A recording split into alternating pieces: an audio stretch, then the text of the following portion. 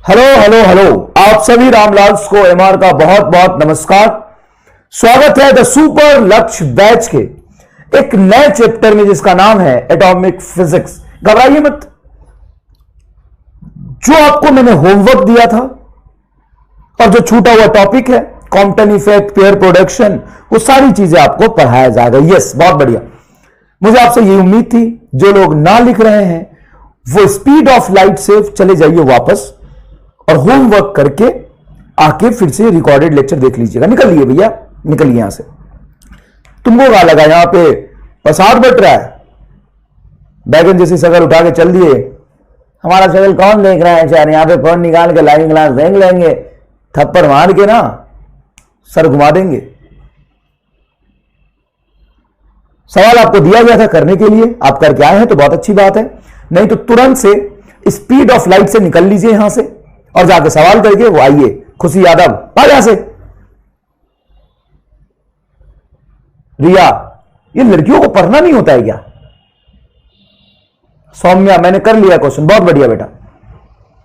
चलिए, तो आज के अपने गोल के बारे में फटाफट हम बात कर लेते हैं। तो सबसे पहले हम करेंगे होमवर्क पे डिस्कशन। देख भाई, बड़ी बड़ी बातें करना अलग होती है और ग्राउंड पे उतर के काम करना अलग होता है। और आधा काम करना, आधा छोड़ना, फिर आगे बढ़ना, ये हम कर लेंगे, वो कर लेंगे, हम तोप चला देंगे, हम बम मार देंगे, हम ये कर देंगे, हम वो कर देंगे, सब हम दीजिए और जितनी औकात है तो उतनी करिए। क्यों करते जाएंगे तभी चीजें अच्छी होती जाएगी और थोड़ा थोड़ा हर रोज बेहतर करेंगे तो एक लंबे समय के बाद आप खुद बेहतरीन हो जाएंगे। थोड़ा थोड़ा बेहतर करेंगे तो लंबे समय के बाद आप खुद बेहतरीन हो जाएंगे। लेकिन बातें बड़ी बड़ी करेंगे, हम तोप चला देंगे सर, हम बम मार देंगे, हम उसको उड़ा देंगे, हम 22 घंटा पढ़ेंगे, हम ये कर देंगे, हम वो कर देंगे और 4 सवाल हम नहीं करेंगे। बस हम 11th रिवाइज करेंगे, हम थर्मोडायनेमिक्स पढ़ेंगे, हम मैकेनिक्स रिवाइज कर रहे हैं।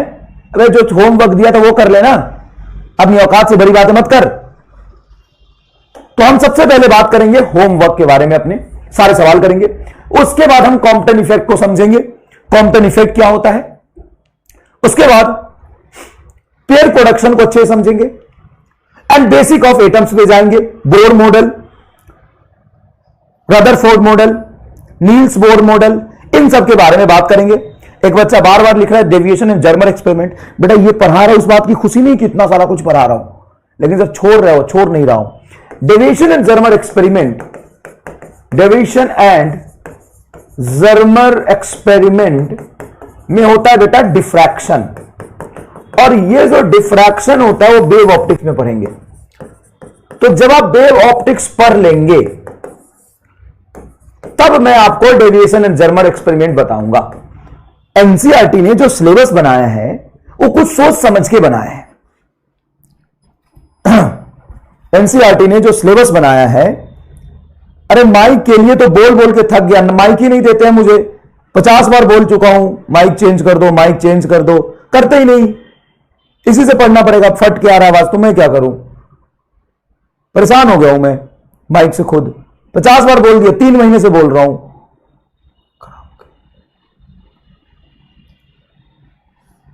करते हैं बेटा, साउंड प्रॉब्लम, क्या करूं मैं?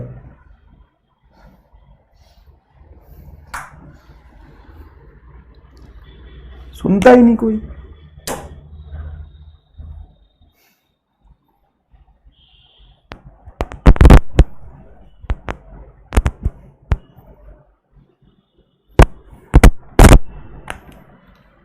जब तक एक्सट्रीम नहीं हो जाता ना तब तक सुनते ही नहीं भाई साहब, बहुत बिजी लोग हैं।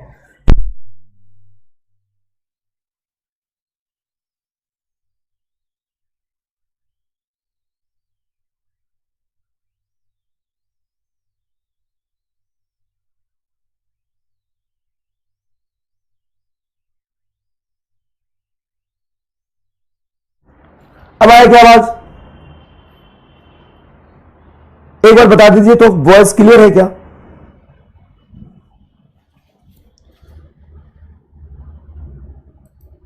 Hello hello hello. एक बार बता दीजिए आवाज क्लियर है क्या? Sir I am new student. ठीक है बेटा, आप एक्चुअल में जरूरत से ज्यादा नए हैं, है ना, आप बहुत ज्यादा नए हैं तो एक काम करिए, आप अगले साल आइए, अगले साल अप्रैल में लक्ष्य बैच स्टार्ट होगा, उसमें आइए। चलिए साहब देखिए, तो आज हम सबसे पहले होमवर्क के बारे में बात करेंगे, कॉप्टेन इफेक्ट समझेंगे, पेयर प्रोडक्शन समझेंगे और एटम के डिफरेंट मॉडल्स पे जाएंगे। डेविएशन एंड जर्मर एक्सपेरिमेंट हम आपको वेव ऑप्टिक्स पढ़ लेने के बाद पढ़ाएंगे। 10 से 15 मिनट का टॉपिक है, बहुत ज्यादा हार्ड नहीं है, बहुत इजी है, लेकिन सबसे पहले आप वेव ऑप्टिक्स पढ़ लेंगे, उसके बाद आप यहां पे जाएंगे। सबसे पहले क्या पढ़ेंगे आप? वेव ऑप्टिक्स पढ़ लेंगे, ठीक है। चलिए, तो सबसे पहले हम क्या करेंगे? होमवर्क पे जाएंगे। ये होमवर्क जो मैंने आपको दिया था एज इट इज वहां से स्टार्ट करते हैं। आप सारे बच्चों ने किया हुआ, जल्दी जल्दी आपको समझ आ जाएगा। And object of mass m is at rest breaks into two part of ratio 2:3, the ratio of their de Broglie wavelength। कितने लोगों को ये आंसर चमक गया था? जल्दी जल्दी बता दीजिए। मैंने आपको हिंट भी दिया था according to conservation of momentum. बेटा ये अपने आप ब्रेक हो गया। सर अपने आप कैसे टूटा है? किसी ने पत्थर मारा था क्या? नहीं, किसी ने पत्थर नहीं मारा। किसी ने इसको लेके पटक दिया है क्या? ना, अपने आप रखे रखे रखे रखे रखे रखे बिना किसी एक्सटर्नल फोर्स के टूट गया था। समझिए बेटा, सवाल करके इतना जरूरी है। बिना किसी एक्सटर्नल फोर्स के टूट गया था। तो जब भी किसी सिस्टम पे एक्सटर्नल फोर्स 0 लगे तो उसका इनिशियल मोमेंटम बराबर फाइनल मोमेंटम होगा। सर इनिशियल मोमेंटम तो इसका 0 है क्योंकि ये रेस्ट में है। तो बेटा ये दो हिस्सों में टूटा है। अगर पहले का मोमेंटम है P1, दूसरे का मोमेंटम है P2, तो इन दोनों के मोमेंटम का सम क्या होगा? 0 होगा। तो P1 प्लस P2 बराबर 0। तो आप लिख सकते हैं P1 बराबर minus of P2। Minus direction को रिप्रेजेंट कर रहा है, मैग्नीट्यूड लेंगे दोनों बराबर आएगा। अगर दोनों का मोमेंटम सेम हो गया, सेम मोमेंटम, आप जानते हैं मोमेंटम सेम हो जाए तो lambda is equal to h/p हो जाता है। मोमेंटम सेम मतलब de Broglie वेवलेंथ सेम, तो दोनों का de Broglie वेवलेंथ सेम आएगा। हाँ 11th के कोलिजन में आपने किया होगा बेटा, लेकिन वहां पे de Broglie वेवलेंथ का कंसेप्ट नहीं समझा होगा, यहां तक किया होगा। अब इसी पे बेस्ड de Broglie वेवलेंथ का सवाल पूछ लिया। क्या सबको चमक गया? फटाफट बता दीजिए। Law of conservation of momentum पे बेस्ड था। क्या ये सबको चमक गया? फटाफट बता दीजिए। 10 सवाल है, मुश्किल से ज्यादा नहीं है। An alpha particle move in a circular path of radius 0.83 centimetre. Alpha particle कौन है बेटा? Alpha particle. बताइए तो अल्फा पार्टिकल का चार्ज कितना होता है? सर अल्फा पार्टिकल का चार्ज होता है +2e और इसका मास कितना होता है? Sir 4 times of mass of proton. इतने रेडियस 0.83 रेडियस के सर्कुलर पाथ में घूम रहा है under the action of magnetic field of इतना weber per metre square, then de Broglie wavelength associated with them is। बेटा सर्कुलर पाथ पे घूमने के लिए इतना उस पर सेंट्रीपिटल फोर्स चाहिए और मैग्नेटिक फोर्स QBV लगा के उसको घुमा रहा होगा, V से V कैंसिल करेंगे तो MV इज इक्वल टू आ जाएगा QBR। और आप जानते हैं de Broglie वेवलेंथ होता है H/P, P की जगह पर रख देंगे आप QBR। H प्लैंक कांस्टेंट है, Q चार्ज है, B मैग्नेटिक फील्ड है, R रेडियस है। तो फटाफट बताइए आंसर क्या आ गया था? आंसर आ गया था आपका 0.01 एंगस्ट्रॉम D। कितने लोगों ने ये सवाल कर लिया था? फटाफट बताइए। बताइए H की value 6.6 into 10 to the power -34। Charge बताइए अल्फा पार्टिकल का क्या हो जाएगा? अल्फा पार्टिकल का ही चार्ज लिखेंगे बेटा। अल्फा पार्टिकल का चार्ज हो जाएगा 2 times of 1.6 into 10 to the power -19। Magnetic field बताइए 0.25 ऐसा यूनिट में लिखा हुआ है। रेडियस बेटा सेंटीमीटर में मीटर में चेंज करेंगे तो ये हो जाएगा 0.83 into 10 to the power -2 metre radius है। ये आएगा आपका एक्चुअल में लेमडा की वैल्यू। सॉल्व करेंगे डी आंसर आ जाएगा आपका। बहुत बढ़िया बेटा, डी आंसर आएगा। मेंस 2012 का सवाल है, the momentum of an electron is changed by p, मतलब चेंज इन मोमेंटम P दिया हुआ है, then the de Broglie wavelength associated with it changes by 0.5%, then initial momentum of the electron is, initial momentum of a electron is। तो देखिए बेटा आप जानते हैं कि lambda is equal to H/P है, और जब भी स्मॉल चेंज हो ना, आपने बहुत बार एरर एनालिसिस में सवाल किया होगा, जब स्मॉल चेंज होता है क्या होता है बेटा? छोटा चेंज होता है तो आप पार्शियल डिफरेंशिएशन का कंसेप्ट लगाते हैं।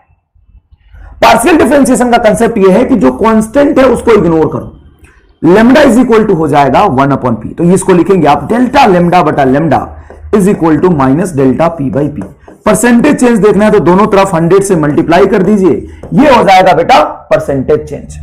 ठीक है बेटा, अब बताइए मुझे momentum is changes by p, मतलब डेल्टा पी की वैल्यू उसने क्या दिया है P, minus de Broglie wavelength associated with it changes by 0.5%। तो परसेंटेज चेंज इन लेमडा आपका दिया हुआ है 0.5, तो इसको लिख देंगे आप 0.5 multiply 100, then initial momentum of the electron is, यही तो है नीचे इनिशियल मोमेंटम, ये था चेंज इन मोमेंटम बटा इनिशियल मोमेंटम पी इनिशियल। तो पी इनिशियल की वैल्यू आपसे क्या बोला है, पूछा है। ठीक है, तो बताइए क्या हो जाएगा आंसर। सर ये 100 है, उसको उस तरफ लेके जाते हैं, पी आई बराबर हो जाएगा 100 पी बटा 0.5 माइनस साइन के साथ, 0.5 मतलब 1/2 ऊपर चला जाएगा, तो 200 पी आएगा विथ नेगेटिव साइन। लेकिन यहां पर नेगेटिव को इग्नोर करना है क्योंकि सारे पॉजिटिव में है, तो ऑप्शन नंबर ए हो जाएगा आपका आंसर। कुछ बच्चे आंसर दे रहे हैं बी, लेकिन आपका आंसर होगा ए। कितने लोगों का जवाब ए आया है? नहीं समझ में आया तो मुझे बताइए, मैं और दूसरे तरीके से बताऊंगा। नहीं समझ में आया तो मुझे बताइए, मैं और दूसरे तरीके से बताऊंगा। समझ आ गया? समझ आ गया? क्या ये चमका? माइनस क्यों आया? ठीक है बेटा, माइनस इसलिए आया कि lambda is equal to 1/p है बेटा, नीचे है, इनवर्सली प्रोपोर्शनल है। तो लेमडा को बढ़ाओगे तो p घटेगा और लेमडा को घटाओगे तो p बढ़ेगा, इनवर्स रिलेशन है। जब आप पार्शियल डिफरेंशिएशन करते हैं तो चेंज इन वेवलेंथ बटा वेवलेंथ, ये नीचे से ऊपर गया है तो इसका पावर में माइनस होगा, तो इसलिए बाहर आ गए। जैसे मैं लिखूं a बराबर b का पावर x, अब मैं पार्शियल डिफरेंशिएशन करूंगा तो डेल्टा a बाई a बराबर जो पावर है वो बाहर आ जाएगा, ये हो जाएगा डेल्टा b बाई b, है ना बेटा। तो नीचे होने की वजह से जब ऊपर जाएगा तो इसको हम ऐसे भी तो लिख सकते हैं, प्रोपोर्शनल टू p का पावर -1। अब जब पार्शियल डिफरेंशिएशन करेंगे तो delta lambda by lambda is equal to -1 बाहर आ जाएगा। बताइए चमका कि नहीं चमका? यहां पे हिंट बताया मैंने कि पार्शियल डिफरेंशिएशन करते समय कांस्टेंट को इग्नोर करते हैं, पावर बाहर लिखते हैं, कांस्टेंट को इग्नोर करते हैं, पावर बाहर लिखते हैं। सिद्धार्थ कुमार कह रहे हैं सर 0.5 कैसे? बहुत बढ़िया, बहुत सुंदर सवाल है तुम्हारा। 0.5 कैसे? Wavelength associated with it changes by 0.5%, सवाल में दिया हुआ है। परसेंटेज चेंज होता है delta lambda by lambda into 100, delta lambda by lambda into 100 को कहते हैं परसेंटेज चेंज, इसलिए 0.5 आया है। घुस गया खोपड़ी में? सवाल आवाज फट फट कर आ रही है, मैं खुद ही बहुत फट गया हूं, मैं क्या करूं? तो ये देख, पहले चमक गया ना, आ गया समझ, बहुत बढ़िया बेटा, है ना। तो पार्शियल डिफरेंशिएशन वाला टर्म्स बहुत इंपॉर्टेंट है। नेक्स्ट 2011 का सवाल है ये, electrons used in an electron microscope are accelerated by a voltage of 25 kilovolt. अच्छा, lambda is inversely proportional to root under potential. If the voltage is increases to 100 kilovolt, मतलब potential को बढ़ा दिया तो लेमडा घट जाएगा, और रूट अंडर है तो 4 टाइम्स किया है, तो मेरे हिसाब से decreases by 2 times, B answer हो जाएगा। ये समझ आया बेटा? बी आंसर हो जाएगा, एकदम मस्त समझ आया, बहुत बढ़िया बेटा।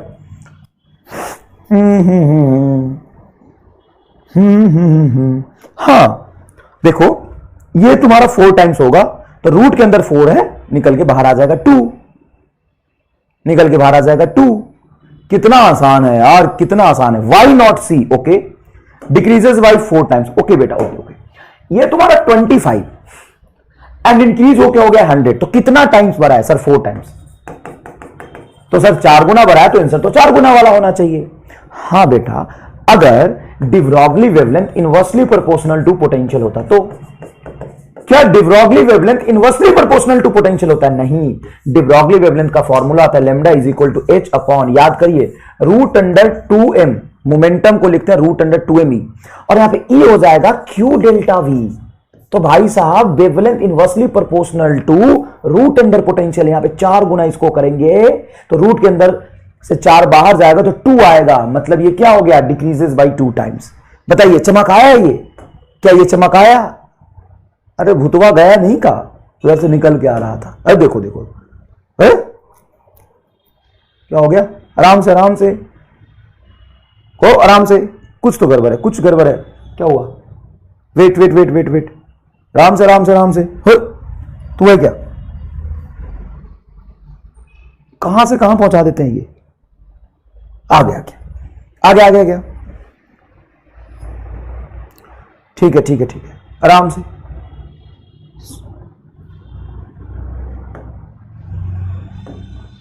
डर लगता है यार इनसे। तुमको चमका कि नहीं चमका? तुमको चमका कि नहीं चमका? तुम तो घर बैठ के मस्त रहो, तुम्हें क्या दिक्कत है? कोई नहीं, छोटा सा देखो, एक छोटा सा मच्छर क्या कर सकता है। एक छोटा सा मच्छर कोने में घूम रहा था, तो मुझे कहां से कहां पहुंचा गया।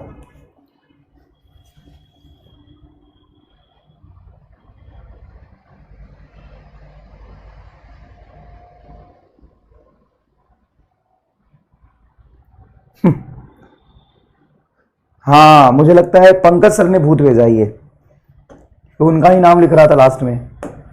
कोई बात नहीं, हम बदला लेंगे। 2008 का सवाल है, देखो। Particle of mass 1 milligram has same wavelength as the electron moving with a velocity इतना metre per second, then electron the velocity of the particle is. Particle का वेलोसिटी हम बदला लेंगे, और तुम किसकी तरफ हो? मेरे तरफ क्यों? फिजिक्स की तरफ हो गई, केमिस्ट्री की तरफ हो गए? हमारा रिश्ता भले ही नया है, लेकिन आप हमारी तरफ रहिएगा, है ना। ये सामने वाली पार्टी ने करा है, बहुत बढ़िया। हाँ, सब दुनिया भर का ज्ञान तो है तुम्हें। एक सवाल तुमसे ना बनेगा, लेकिन ज्ञान तुमको बहुत है। किस पार्टी ने करा है, कैसे करा है, कहां करा है।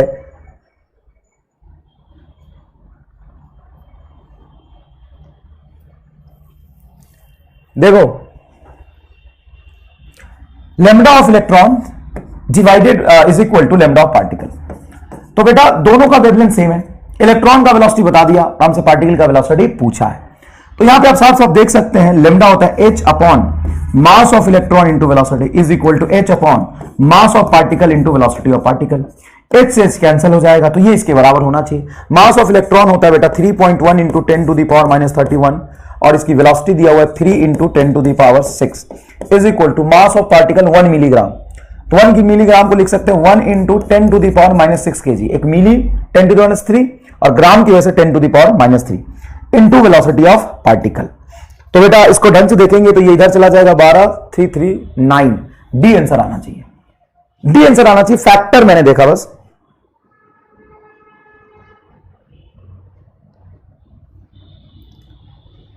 फैक्टर मैंने बस देखा। एक बार देख लीजिए क्या आंसर आ रहा है। मेरे हिसाब से तो डी आना चाहिए, सी आ रहा है।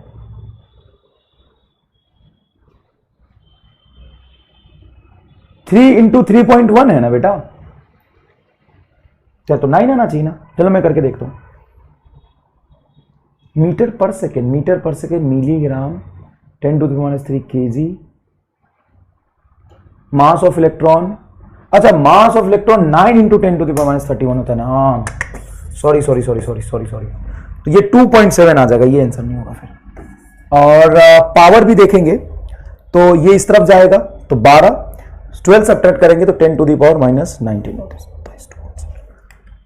27 into 10 to the power 12 subtract करेंगे तो 19 आएगा, 18 कर देंगे। सी आंसर है, बिल्कुल सही है। कैलकुलेशन थोड़ा सा करना, सी है, सी आ रहा। हाँ मास 9.1 लेना, राइट, मास 9.1 लेना था।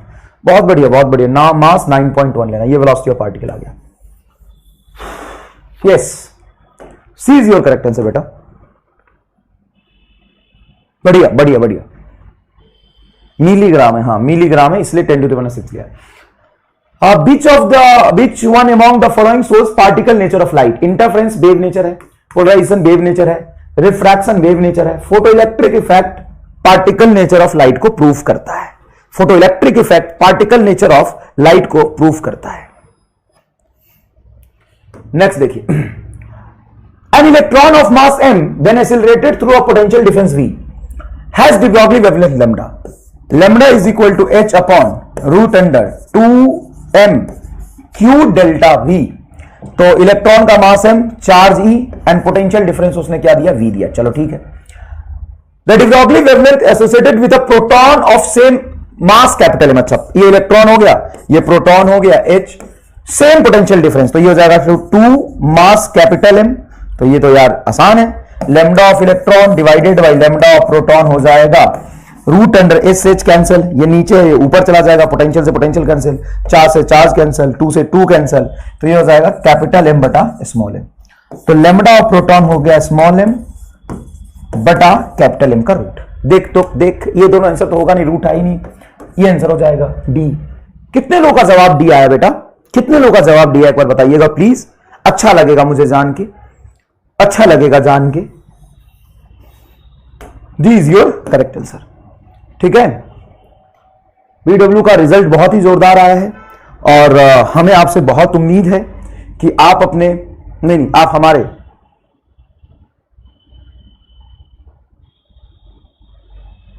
आप हमारे उम्मीदों पे खरा उतरेंगे, है ना। पीडब्ल्यू का जलवा है, नीट अब हलवा है ना, बहुत सही। तो इस तरीके से आप अपनी पूरी जान लगा के मेहनत करिए। मेरा आया था, बहुत बढ़िया। The de Broglie wavelength of a neutron at 27 degree Celsius is lambda. What will be its wavelength at 927 degree Celsius? तो de Broglie wavelength of a neutron बटा de Broglie wavelength of, अच्छा न्यूट्रॉन की बात की है, different temperature पे lambda है पहले, बाद का लेमडा पूछा है कितने टेम्परेचर पे, तो इनवर्सली प्रोपोर्शनल टेम्परेचर होता है, रूट अंडर 1200 केल्विन 927 273 ऐड करेंगे और पहले हो जाएगा आपका 300, ये कैंसिल हो जाएगा तो 4 रूट अंडर 4 तो 2 बाहर आएगा, ए आंसर हो जाएगा लेमडा बाई 2। कितना आसान सवाल है यार, शर्म आ गया, शर्मा रहा हूं मैं। Happy Diwali all Hindu friends को। क्यों भाई, बाकी तुम्हारे दुश्मन है क्या? सभी को हैप्पी दिवाली स्पैम किया जा रहा है, तुमको भी हैप्पी दिवाली, सामने वालों को भी हैप्पी दिवाली, पीछे वाले को भी हैप्पी दिवाली, सबको हैप्पी दिवाली। पढ़ो, शर्म आ रहा है ऐसे सवाल कराते हुए,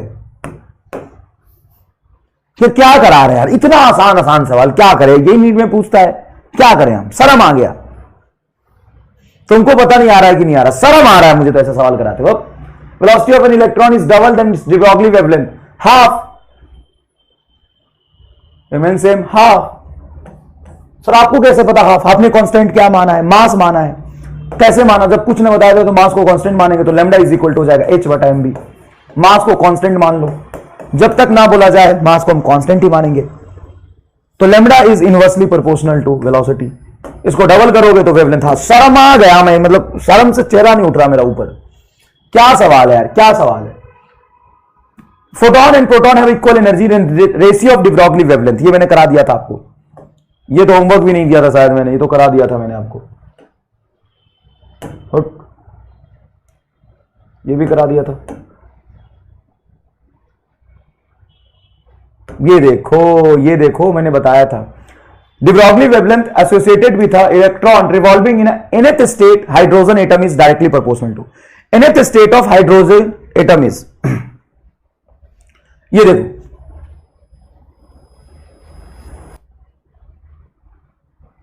रॉन्ग, लास्ट क्वेश्चन रॉन्ग, क्या बात है। Wavelength of electron is double then is, भाई साहब sorry Shaktimaan, sorry, B double, I am very much sorry, 1 upon frequency होता है लेमडा, तो frequency is directly proportional to velocity, तो ये हो जाएगा डबल। आई एम सॉरी, फंस गए सर आप, हाँ फंस गया। अब इतना आसान सवाल था कि मैं शर्मा रहा था, और शर्माते मेरा ध्यान नहीं गया ऊपर। मैंने बोला ना कि मैं इतना शर्मा रहा हूं कि मेरा नजर बोर्ड पे नहीं जा रहा, शर्म से लाल हो गया, मैं ऐसे देख रहा था शर्म से नीचे, तो बोर्ड पे नजर ही नहीं गया, इसलिए गलत हो गया, है ना। तो ज्यादा मत शर्माओ तुम भी, बोर्ड पे बराबर नजर रखो।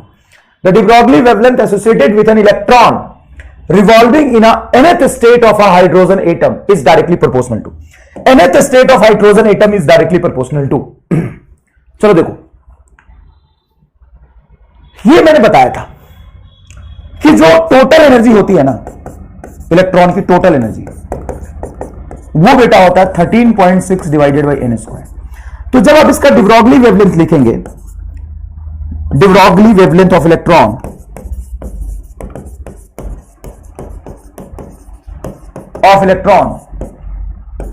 इन nth ऑर्बिट, तो लेम्डा इज इक्वल टू होगा h upon root under 2m के काइनेटिक एनर्जी को लेकर 13.6 बाई एन स्क्वायर, रूट के अंदर एन स्क्वायर। तो रूट के अंदर एन स्क्वायर ऊपर जाएगा और रूट के बाहर जाएगा तो एन हो जाएगा। तो de Broglie wavelength is directly proportional to n। De Broglie wavelength is directly proportional to n। आपका जवाब आ जाएगा। इसमें एक इंपॉर्टेंट बात और है जो आपको लिखना है। There is n number of de Broglie wave in nth orbit, in nth orbit. ऐसा है कि फर्स्ट ऑर्बिट में एक वेव फॉर्म बनता है, सेकेंड ऑर्बिट में दो वेव फॉर्म बनता है, थर्ड ऑर्बिट में तीन वेव फॉर्म बनता है। जैसे मैं एग्जांपल लूं n बराबर 3, तो यहां पे लिखा हुआ है there is n number of de Broglie wave. ये देखो ये एक वेव फॉर्म हुआ, ये दूसरा वेव फॉर्म हुआ और ये देखो तीसरा वेव फॉर्म हुआ। ध्यान से देखना, यहां से लेकर के यहां तक एक वेव बना और यहां से लेकर के यहां तक एक वेव बना और यहां से लेकर के यहां तक एक वेव बना। फोर्थ ऑर्बिट की बात करेंगे, वेव फ्रंट, मतलब वेव फ्रंट की बात कहां आ गई, वेव फॉर्म बोलो, वेव फॉर्म मतलब ये वेव नहीं, देखो 11th क्लास में पढ़ा होगा ऐसा, ये वेव फॉर्म होता है। फ्रंट नहीं बेटा, फॉर्म वेव फॉर्म होता है। यहां से यहां तक देखिए एक वेव बना, एक वेव, देखो एक वेव, ये दूसरा वेव और ये देखो तीसरा वेव। चौथे ऑर्बिट में 4 वेव बनेगा। चौथे ऑर्बिट में क्या बनेगा, 4 वेव बनेगा। टर्म 1 की छुट्टी मिलेगी क्या? हाँ, तेरे जीवन का सबसे बड़ा समस्या है छुट्टी कितनी मिलेगी। बस एडमिशन क्यों लिया, छुट्टी करता रहता है। मिल जाएगी भाई, सीबीएसई का जब टर्म 1 होगा तो मिल जाएगी, छुट्टी मिल जाएगी, हम दिलवा देंगे।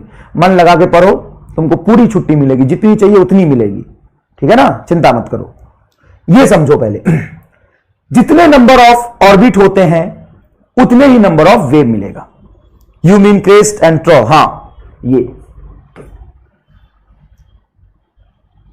चलो देखो, ये देखो, a proton is accelerated through इतना volt, then it's de Broglie wavelength is lambda is equal to. जब प्रोटॉन की बात करेंगे तो याद करिए क्या आया था, तो प्रोटॉन की बात करेंगे तो आया था 0.286 divided by root under V in angstrom. ये फॉर्मूला मैंने बताया था, एक लाइन का कंसेप्ट है। कितने लोगों ने सॉल्व किया था बताइए? छठ पूजा का, हाँ, अभय कुमार कपूर, तेरा छठ पूजा मनाऊंगा मैं, रुक, एड्रेस बता, वहीं आके छठ पूजा मनाऊंगा तेरा मैं, पढ़ना है नहीं। इसका आंसर बताइए क्या आया था? बी।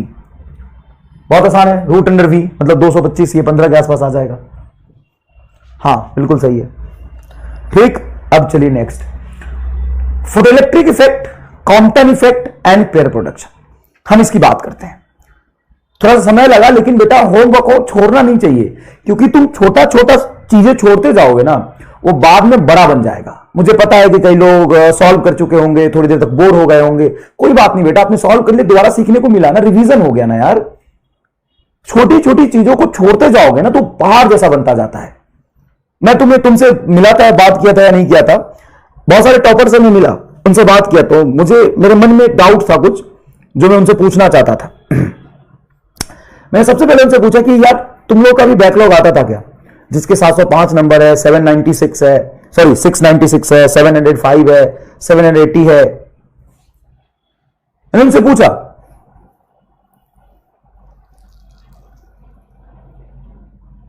कि आपका बैकलॉग आता है क्या? बोला हाँ बैकलॉग तो आता है।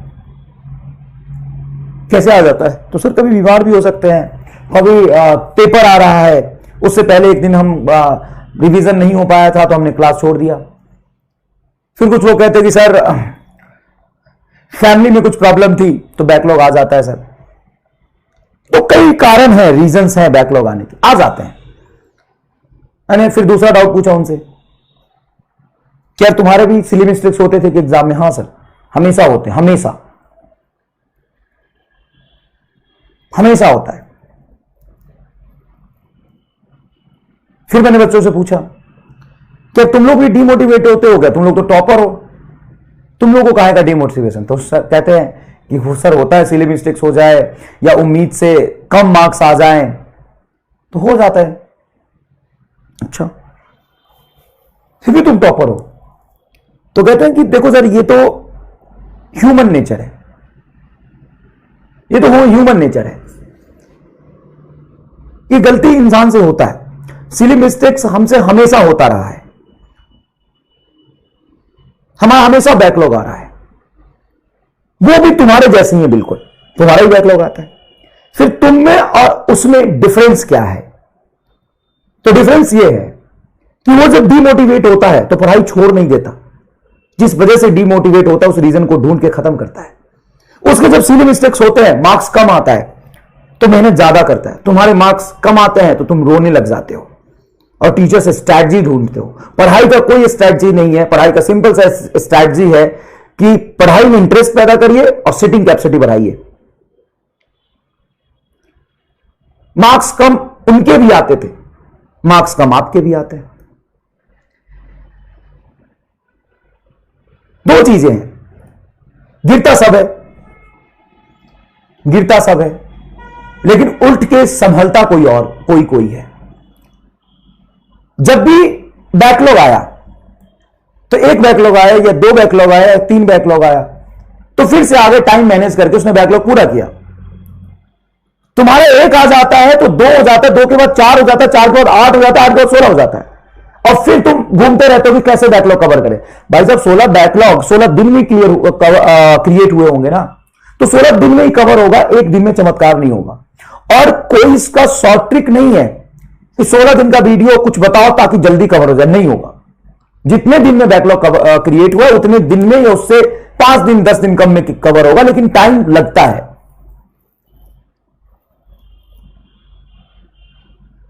आपको मेहनत करना पड़ेगा, उसका कोई शॉर्टकट नहीं है। बस फर्क यही है आप दोनों में, उसको जो डीमोटिवेट होता तो पढ़ता है, उसके जब नंबर कम आते हैं तो रीजन ढूंढ के उस पर काम करता है। कोई चीज कोई गोल उसको बहुत बड़ा लगता है, बहुत मुश्किल लगता है, तो लगा रहता है लगा रहता है लगा रहता है लगा रहता है, धीरे धीरे उस गोल के पास जाता है। तुमको बहुत कोई चीज मुश्किल लगता है तो तुम उसको छोड़ देते हो। फर्क बस इतना है कि वो लगा रहता है, तुम गिव अप करते हो। नहीं तो मैं मजाक नहीं कर रहा, हमने ऐसे ऐसे बच्चे को डॉक्टर बनते देखा ना जिसका आईक्यू लेवल कम निगेटिव में होता है, निगेटिव में आईक्यू लेवल है, लेकिन लगा रहा 2 साल 3 साल में डॉक्टर बन गया।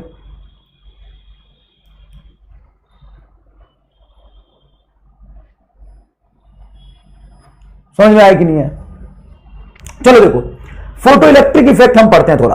फोटो इलेक्ट्रिक इफेक्ट क्या होता है? सर एक एटम होता है, एटम पे जब फोटोन आगे फॉल करता है तो फोटोन अपनी सारी एनर्जी इलेक्ट्रॉन को दे देता है, इलेक्ट्रॉन कुछ एनर्जी वर्क फंक्शन में खर्च करके बाहर निकल जाता है। तो जो ये काइनेटिक एनर्जी होता है इलेक्ट्रॉन का, वो एनर्जी ऑफ फोटोन से थोड़ा कम होता है, और एक्चुअल रिलेशन होता है energy of photon is equal to work function plus kinetic energy of electron. ये रिलेशन आता है, एक फोटोन से एक इलेक्ट्रॉन निकलता है। दूसरा होता है बेटा कॉम्पटन इफेक्ट। कॉम्पटन इफेक्ट में भी एक फोटोन आता है, एटम पे बम्बार्ड करता है, यहां से अपनी एनर्जी देके एक इलेक्ट्रॉन को बाहर निकलता है, और साथ साथ में ये फोटोन बचा रह जाता है और अपनी इनिशियल डायरेक्शन ऑफ मोशन से थीटा पे डेविएट कर जाता है। कितने एंगल से डेविएट कर गया? थीटा एंगल से डेविएट कर गया। मान लेते हैं कि जो फोटोन आया है उसका इनिशियल वेवलेंथ है लेमडा आई, और जब ये फोटोन जा रहा था तो इसका फाइनल वेवलेंथ हो गया लेमडा एफ। मुझे बस इतना बताइए कि लेमडा एफ और लेमडा आई में से कौन सा वेवलेंथ ज्यादा होगा? हां, ऋषि भार्गव जी कहना चाह रहे हैं मेरा नीट नहीं हुआ तो क्या होगा।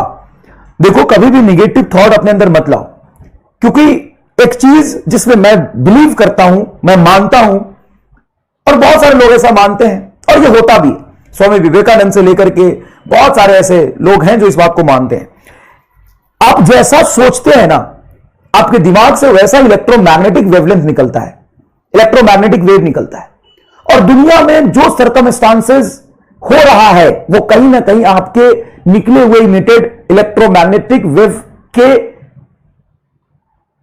सीक्वेंस में होता है, उसको अट्रैक्ट करता है। मतलब मान लो कि तुमने सोचा कि अगर मेरा नीट नहीं हुआ तो क्या होगा, तो यूनिवर्स क्या सोचेगी कि अच्छा ये बच्चा जानना चाह रहा है कि अगर इसका नीट नहीं हुआ तो क्या होगा। तो यूनिवर्स ऐसा सिचुएशन क्रिएट करती है कि तुम्हारा नीट ना हो और तुम्हें वो फील करा देगी, दिखा देगी रियलिटी में कि तुम्हारा नीट नहीं हुआ, अब देखो क्या हो रहा। और तुम अगर ये सोचोगे अगर मेरा नीट निकल जाएगा तो क्या होगा, तो यूनिवर्स तुम्हें वैसा सिचुएशन क्रिएट करके देगी कि तुम नीट क्वालिफाई करके देख पाओ कि तुम्हारा नीट हो गया तो क्या हो रहा है। तो जैसा आप सोचते हैं आपके लाइफ में बिल्कुल वैसा ही होता है।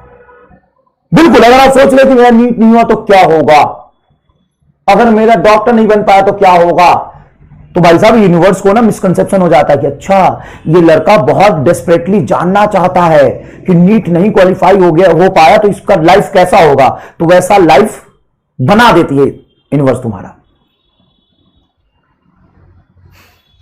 देखिए इधर ये फोटोन आया, एटम पे गिरने के बाद यहां पे फोटोन निकला, तो कुछ एनर्जी लॉस करके यहां से इलेक्ट्रॉन निकाल रहा है। तो पक्की बात है कि लेमडा इनिशियल कम होगा और लेमडा फाइनल ज्यादा होगा, क्योंकि वेवलेंथ बढ़ने से एनर्जी घट जाती है।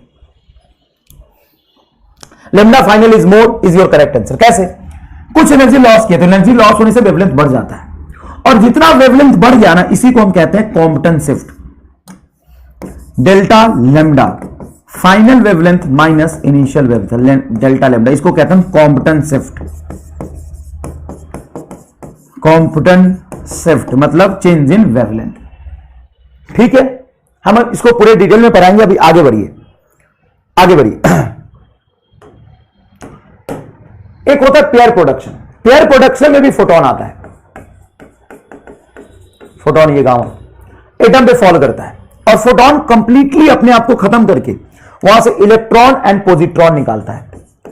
पोजिट्रॉन और यह इलेक्ट्रॉन, दो चीजें निकलती है इलेक्ट्रॉन एंड पोजिट्रॉन पेयर में, इसी के लिए इसको कहते हैं हम पेयर प्रोडक्शन। पेयर प्रोडक्शन दूसरे तरीके से भी कराया जाता है, जब दो हाईली एनर्जेटिक फोटॉन्स वैक्यूम में कोलाइड करते हैं तो उनसे इलेक्ट्रॉन एंड पोजिट्रॉन बनता है। इसी को हम कहते हैं पेयर प्रोडक्शन। दो सिचुएशन, या तो एक फोटोन को एटम पे बम्बार्ड करो या दो फोटोन आपस में इंटरैक्ट करते हैं। अब मेरा सबसे बड़ा सवाल यहां पे यह है, सर कॉम्पटन का क्या मतलब होता है? कॉम्पटन नाम का एक साइंटिस्ट था, मैं सब बताता हूं, चिंता मत करो, सब बताऊंगा। मेरा एक डाउट है, उसको तुम क्लियर कर दो। मेरा एक डाउट है, करोगे क्लियर? पूछूं डाउट? पूछूं? पूछता हूं। यहां पे क्या है सर? फोटोन एटम पे फॉल किया, इलेक्ट्रॉन निकला। यहां पे क्या है? फोटोन एटम पे फॉल किया, फोटोन भी गया और इलेक्ट्रॉन भी निकला। यहां क्या है? फोटोन क्या हुआ? एटम पे फॉल किया, एटम पे फॉल करने के बाद क्या हुआ सर? एक इलेक्ट्रॉन निकला, एक पॉजिट्रॉन निकला।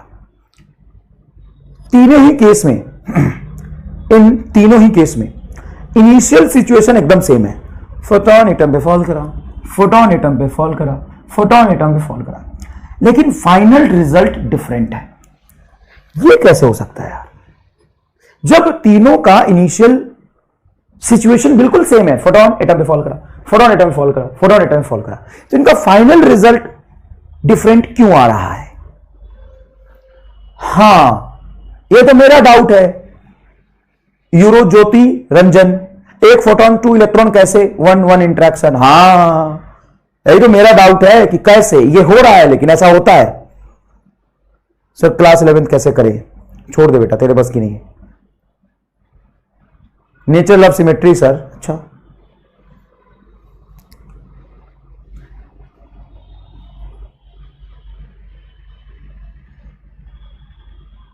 डिफरेंट एटम होंगे शायद, वेलोसिटी अलग होगी, circumstances, speed, frequency, atom change, atom same है। Wavelength of photon, energy level, love you sir, love you कहां से आ गया इसमें?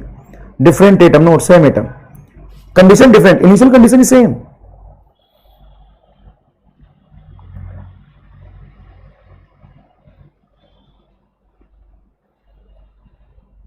मोमेंटम कुछ तो डिफरेंट होगा, कुछ तो डिफरेंट होगा, क्योंकि फोटोन आया एटम पे, सिर्फ इलेक्ट्रॉन निकला, फोटोन गायब हो गया, इसी को हम कहते हैं फोटो इलेक्ट्रिक इफेक्ट। लेकिन यहां पे फोटोन आया, एटम पे गिरा और एक इलेक्ट्रॉन भी निकला, ये रहा इलेक्ट्रॉन,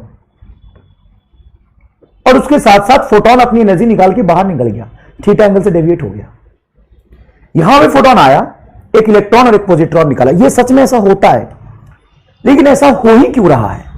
तो ऐसा इसलिए हो रहा है, आप में से 70% बच्चों का जवाब एकदम सही है, या आपने क्वेश्चन मार्क लगा के पूछा कि आप मैं सही हूं, एकदम सही है आप। इन तीनों ही केस में फोटोन की एनर्जी अलग अलग है। यहां पे जो फोटोन है ना, ये विजिबल रीजन का फोटोन है, फोटोन ऑफ विजिबल लाइट। और विजिबल लाइट के फोटोन की जो एनर्जी होती है, ये मैंने आपको बताया था, energy of photon visible light का, वो 1 इलेक्ट्रॉन वोल्ट के ऑर्डर में होता है। किसके ऑर्डर में होता है बेटा? 1 इलेक्ट्रॉन वोल्ट के ऑर्डर में होता है। और यहां पे जो फोटोन आया है, ये बेटा एक्सरे का फोटोन है, एक्सरे फोटोन। एक्सरे की एनर्जी किलो इलेक्ट्रॉन वोल्ट में होती है। इसी वजह से फोटोन की इतनी हाई एनर्जी है कि इलेक्ट्रॉन को निकलने के लिए बस थोड़ी सी एनर्जी चाहिए, तो इलेक्ट्रॉन को निकलने के लिए थोड़ा एनर्जी दे देता है। अब फोटोन की एनर्जी बहुत हाई रह जाती है। Wavelength different is also correct answer, दुखी मत हो, एनर्जी अलग अलग तो वेवलेंथ तो अलग अलग होगा ही। अब एक फोटोन को निकलने के लिए, सॉरी इलेक्ट्रॉन को निकलने के लिए, तो सुनना ये तो, एक इलेक्ट्रॉन को निकलने के लिए कितनी एनर्जी चाहिए होती नॉर्मल मेटल से? एक इलेक्ट्रॉन को निकलने के लिए नॉर्मल मेटल से जो एनर्जी चाहिए होता है, 1-2 इलेक्ट्रॉन वोल्ट के ऑर्डर में चाहिए,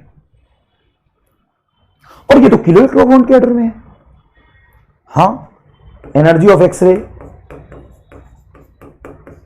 10⁻³ इलेक्ट्रॉन वोल्ट, तो बहुत हाई है सर। हां, इसीलिए क्या होता है कॉम्पटन इफेक्ट में कि जब फोटोन आता है तो इलेक्ट्रॉन को धक्का मार के बाहर निकाल देता है। फोटोन की औकात इतनी ज्यादा है कि फोटोन के गुजरने भर से इलेक्ट्रॉन हवा में ही उसके इफेक्ट से ही हल्के फुल्के से बाहर निकल जाता है, और इसके बाद बहुत सारा एनर्जी बच जाता है, तो फोटोन अपनी थोड़ी सी एनर्जी लूज करके बाहर निकल जाता है। एनर्जी लूज की, एनर्जी कम हुई तो वेवलेंथ बढ़ गया, इसी को कहते हैं हम कॉम्पटन शिफ्ट। अब बताओ तुम्हें कॉम्पटन शिफ्ट समझ में आया? अब बताओ तुम्हें कॉम्पटन शिफ्ट समझ में आया क्यों यहां पे इलेक्ट्रॉन के निकलने के बाद भी फोटोन बच गया? क्यों इलेक्ट्रॉन के निकलने के बाद भी फोटोन बच गया? इलेक्ट्रॉन के निकलने के बाद फोटोन इसलिए बच गया क्योंकि फोटोन की एनर्जी बहुत ज्यादा थी और इलेक्ट्रॉन को निकलने के लिए कम एनर्जी चाहिए, तो कम एनर्जी लेके गया और ज्यादा एनर्जी बच गई, तो इसको कहते हैं कॉम्पटन शिफ्ट। फोटोन अपनी एनर्जी इलेक्ट्रॉन को दे देगा। भाई बहुत भगचोना रो एकदम। फोटोन के पास एनर्जी है 10⁻³ इलेक्ट्रॉन वोल्ट, और इसको निकलने के लिए चाहिए 2 इलेक्ट्रॉन वोल्ट, तो हल्का सा देगा, बहुत सारा तो बचा ही रह गया। सर ये कितना शिफ्ट करेगा, इन किन बातों पे डिपेंड करता है? इलेक्ट्रॉन को कितना एनर्जी ट्रांसफर किया है, कितने एंगल पे ये डेविएट हुआ है, इन सब बातों पे डिपेंड करता है। इसका फॉर्मूला होता है H बटा मास of electron into C into 1 minus cos theta. ये पूरा फॉर्मूला होता है इसका, ये आपको याद रखना है, H बटा MEC 1 माइनस कॉस थीटा। समझ आया ये बात? अच्छा, H Planck constant, mass of electron और स्पीड ऑफ लाइट, ये तीनों तो कांस्टेंट है। हाँ, तो कॉम्पटन शिफ्ट जब इन तीनों की वैल्यू यहां पे रख के निकालते तो ये आता है कुछ 2.42 पिकोमीटर, मतलब 10⁻² metre, 12 metre into 1 minus cos 5। तो ये अपनी फोटोन कितना वेवलेंथ चेंज करेगा, कितनी एनर्जी देगा, वो किन बातों पे डिपेंड करता है? सर ये थीटा पे भी डिपेंड करेगा। मान लो फोटोन बिना डेविएशन के ही चला गया, मतलब उससे कोई एनर्जी लॉस नहीं हुई। मान लो 90 डिग्री पे डेविएट हुआ, ये बहुत ज्यादा एंगल से डेविएट होगा, मतलब ज्यादा एनर्जी लॉस करी। अगर मैं कहता हूं कि ये थीटा तुम्हारा, सॉरी फाइ नहीं, theta is equal to 180 degree है, तो डेल्टा लैम्डा मैक्सिमम होगा। डेल्टा लैम्डा मैक्सिमम होगा कैसे? तो अगर यहां पे रखें आप 180 डिग्री, कॉस 180 डिग्री होता है -1, माइनस माइनस प्लस, ये 2 का फैक्टर आ जाएगा, तो ये हो जाएगा तुम्हारा 2h/MEC, या 2 से मल्टीप्लाई करके यहां पे लिख दो, ये हो जाएगा 2 से मल्टीप्लाई करोगे तो ये हो जाएगा 4.84 10⁻⁻12 मीटर। तो मैक्सिमम कांस्टेंट शिफ्ट कब होता है? जब डेविएशन 180 डिग्री से हो। Delta lambda will be zero, delta lambda will be zero if theta is 0 degree, क्योंकि कॉस 0 हो जाता है 1, कॉस 0 1, 1 माइनस 1 क्या हो जाएगा 0। तो कांस्टेंट शिफ्ट 0 होता है अगर फोटोन अपने पाथ से डेविएट नहीं हुआ तो।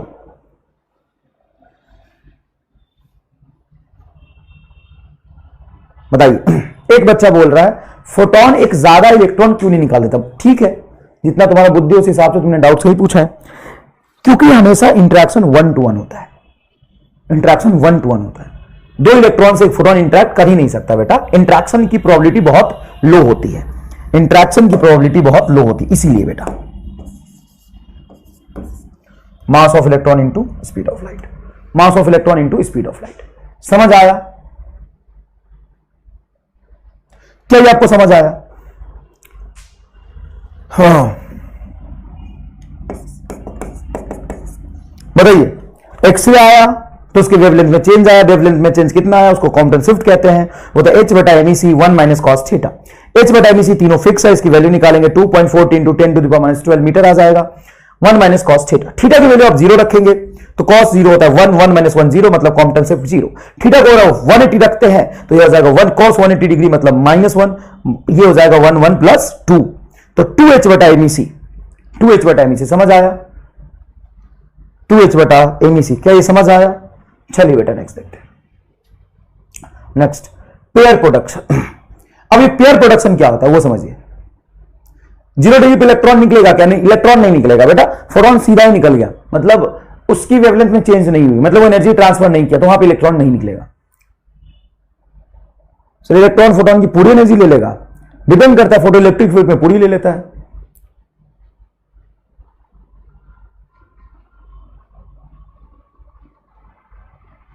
फोटोन अपनी सारी एनर्जी इलेक्ट्रॉन को दे देता है। हाँ, फोटो इलेक्ट्रिक इफेक्ट में यही तो हुआ है, ये फोटो इलेक्ट्रिक इफेक्ट में होता है। और फोटो इलेक्ट्रिक इफेक्ट सिर्फ विजिबल लाइट से होती है। किससे होती है?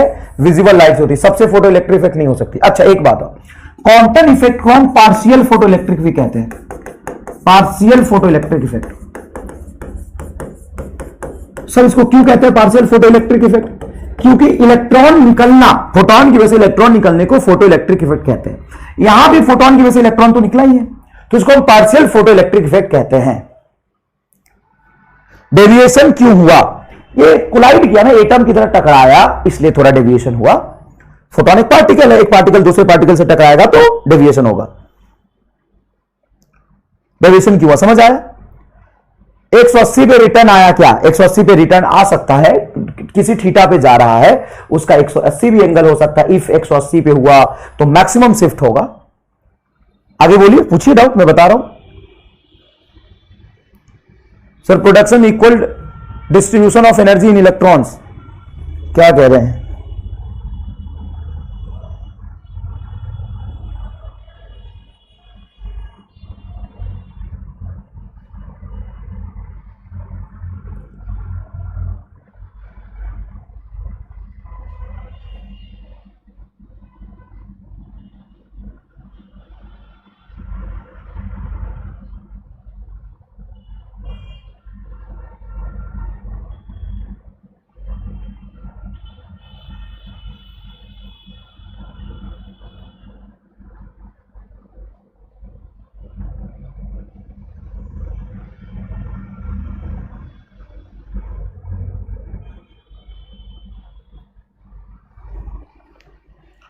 बताइए। चलिए अब हम पेयर प्रोडक्शन के बारे में थोड़ा समझते हैं। इनफैक्ट एक काम करता हूं, मैं यहां से पेयर प्रोडक्शन को मिटा देता हूं, नहीं तो लेंदी हो जाएगा। मैं पेयर प्रोडक्शन उस साइड लिख लेता हूं, है ना, स्पेस खाली कर देता हूं थोड़ा सा, ताकि चीजें लेंदी ना हो, तुम्हें आसानी से ये चीजें दिख जाए यहां पे, है ना बेटा। पेयर प्रोडक्शन को नेक्स्ट पेज में लिख लेते हैं। चीजें जितना खराब होता है उतना ज्यादा दिमाग खराब होता है। आप चाहो तो मैं फिर से इसको पूरा लिख दूंगा, आप चाहो तो मैं इसे फिर से पूरा लिख सकता हूं। मैं फिर से पूरा लिख देता हूं, चलो मैं इसको मिटा देता हूं, कोई दिक्कत नहीं, इसमें कोई ज्यादा चीजें नहीं है, 5 मिनट लगता है दोबारा लिखने में, कोई दिक्कत नहीं है। देखिए डेटा कॉम्पटेंस है, delta lambda is equal to final lambda minus initial lambda h बटा M E into C 1 minus cos theta. अब देखिएगा डेल्टा लेमडा यहां देखिए delta lambda is equal to h बटा M E C into 1 minus cos theta आया है। इसकी जो वैल्यू होती है वो होती है 2.42 into 10 to the power -12 metre, क्योंकि वेवलेंथ है तो लेमडा में ही आएगा, समझ में आएगा, लेमडा में ही आएगा। ये हो जाएगा बेटा 1 माइनस कॉस थीटा, ये हो गया डेल्टा लेमडा। अब यहां पे साफ सुथरे अक्षरों में लिख देते हैं, अगर इफ केस 1 लिखते हैं, if theta is equal to 180 degree, अगर थीटा 180 डिग्री है, अगर थीटा 180 डिग्री है तो ये हो जाएगा आपका 180 डिग्री कॉस 180 डिग्री -1, तो डेल्टा लेमडा हो जाएगा आपका h बटा MEC इंटू 1 माइनस ऑफ 1, ये हो जाएगा 2, ये हो जाएगा 2h बटा MEC। दूसरा केस, अगर मैं थीटा को 0 डिग्री लेता हूं, थीटा को 0 डिग्री लूंगा तो डेल्टा लेमडा आएगा बेटा 0, क्योंकि cos 0 हो जाता है 1, 1 माइनस 1 0। ये मिनिमम कॉम्पटन शिफ्ट है, मतलब कॉम्पटन शिफ्ट हुआ ही नहीं, ये मैक्सिमम कॉम्पटन शिफ्ट है। तो कई बार सवाल पूछ लेते कि मैक्सिमम कॉम्पटन शिफ्ट कब होगा। अगर मैं थीटा को 90 डिग्री रखूं बेटा, तो चलिए एक और आ गया, 90 रखेंगे तो cos 90 0 होता है, डेल्टा लेमडा हो जाएगा आपका h बटा MEC। डेल्टा लेमडा क्या होता है? h बटा MEC। बस इतना सा सवाल आपसे ज्यादा पूछे। फाइनल वेवलेंथ ज्यादा क्यों है? हाँ बेटा, फाइनल वेवलेंथ इसलिए ज्यादा है कि कुछ एनर्जी ये खर्च करके बाहर निकला है, तो एनर्जी कम हो गई तो वेवलेंथ बढ़ जाएगा।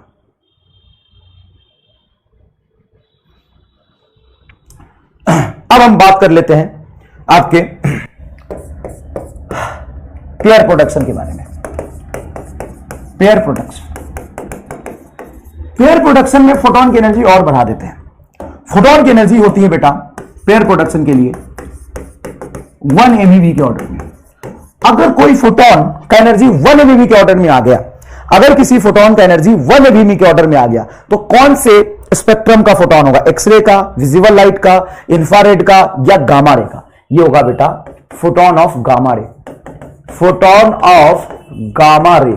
गामा रे के फोटोन की जो एनर्जी होती है, गामा रे के फोटोन की जो एनर्जी होती है वो 1 MeV के ऑर्डर में होती है। कितना होता है बेटा? 1 MeV के ऑर्डर में होता है, मेगा इलेक्ट्रॉन वोल्ट के ऑर्डर में होता है, मेगा इलेक्ट्रॉन वोल्ट के ऑर्डर में होता है। सर इसमें इतनी ज्यादा एनर्जी से फोटोन आता है तो क्या करता है बेटा? इतनी ज्यादा एनर्जी से फोटोन आता है, गामा रे का फोटोन आता है। ये विजिबल लाइट का नहीं है, विजिबल लाइट का तो फोटो इलेक्ट्रिक इफेक्ट कराएगा, एक्सरे का कॉम्पटन कराएगा, और अगर ये गामा रे का हुआ तो यहां से इलेक्ट्रॉन निकालते निकालते एक पॉजिट्रॉन का फॉर्मेशन कर देता है, एक नया पार्टिकल क्रिएट कर देता है, बना देता है, नया पार्टिकल बना दिया, हाँ नया पार्टिकल बना दिया। ये आपका है पॉजिट्रॉन और ये है आपका इलेक्ट्रॉन। तो कई बार आपसे सवाल पूछ लेते हैं कि बताइए पेयर प्रोडक्शन कराने के लिए गामा रे की एनर्जी कितनी होनी चाहिए? 1 मेगा इलेक्ट्रॉन वोल्ट के ऑर्डर में। फोटोन की एनर्जी 1 मेगा इलेक्ट्रॉन वोल्ट के ऑर्डर में। ये एक तरीका है पेयर प्रोडक्शन का। दूसरा एक रिएक्शन ये भी होता है पेयर प्रोडक्शन का, जब दो हाईली एनर्जेटिक फोटोन एक दूसरे से इंटरैक्ट करते हैं तो वो दोनों एनिलेट करके, मतलब खत्म होके यहां पे बनाते हैं इलेक्ट्रॉन और पॉजिट्रॉन। ये पॉजिट्रॉन इलेक्ट्रॉन का फॉर्मेशन कहते हैं। ये भी रिएक्शन पेयर प्रोडक्शन का है। तो इसमें आपसे सवाल पूछ सकते हैं कि बताइए वेवलेंथ ऑफ फोटोन कितना होगा? तो एक फोटोन की एनर्जी होती है बेटा Hc बाई लेमडा, दूसरे फोटोन की एनर्जी होगी Hc बाई लेमडा, है ना। ये रिएक्शन देके वेवलेंथ ऑफ फोटोन आपसे पूछ सकता है। इज इक्वल टू पॉजिट्रॉन का जो मास होता है इलेक्ट्रॉन के मास के बराबर होता है। तो एक इलेक्ट्रॉन पॉजिट्रॉन जो क्रिएट हुआ उसका रेस्ट मास एनर्जी कितना होगा? रेस्ट मास एनर्जी होता है mass of electron into C square. अब दो पार्टिकल यहां पे 2 आ जाएगा, इधर भी हो जाएगा 2Hc by lambda is equal to 2 MEC square. 2 से 2 कैंसिल होगा, लेमडा इज इक्वल टू आ जाएगा Hc बटा MEC स्क्वायर, सी स्क्वायर से सी कैंसिल होगा, H बटा MEC, H बटा MEC। ये फोटोन का वेवलेंथ इतना होना चाहिए। एनिलेशन मतलब खत्म होना। भाई साहब कौन से देश से आओगे? युगांडा से डायरेक्ट बैठ के देख रहे हो क्या? सवा Thakur sir what is the meaning of annihilation?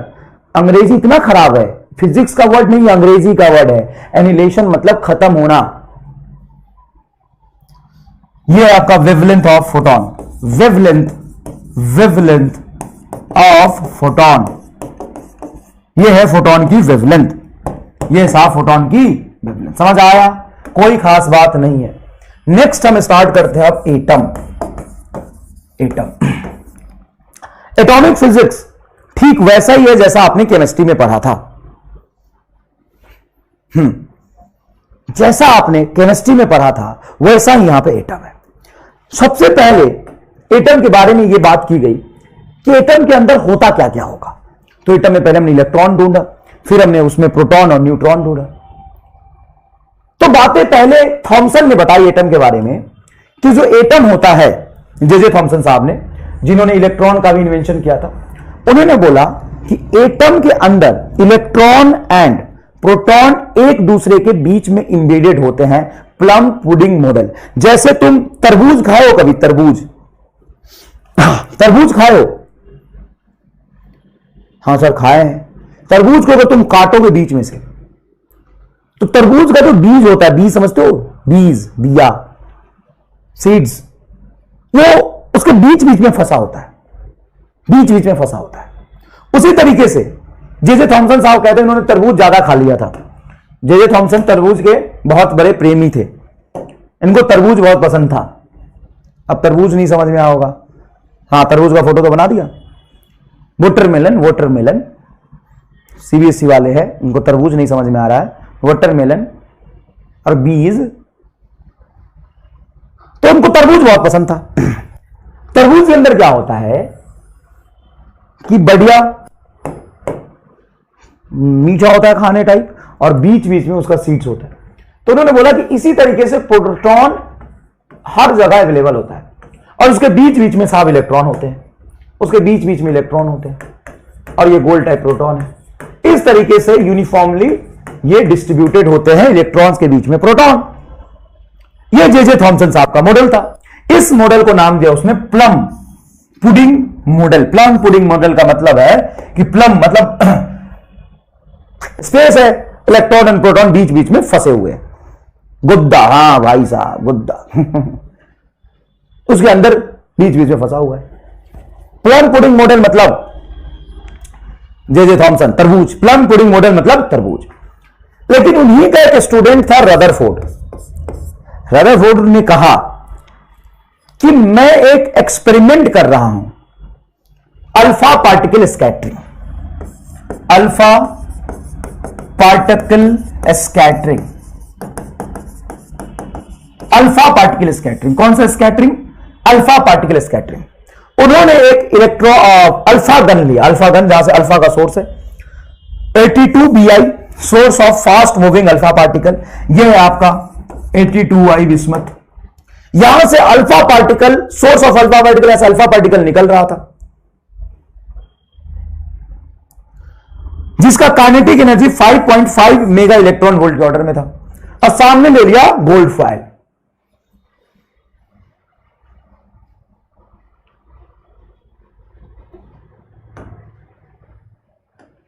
Putting नहीं, पुडिंग, PUDDING है। ये थोड़ा सा टाइपिंग मिस्टेक है, कोई दिक्कत नहीं है, तुम समझ गए ना।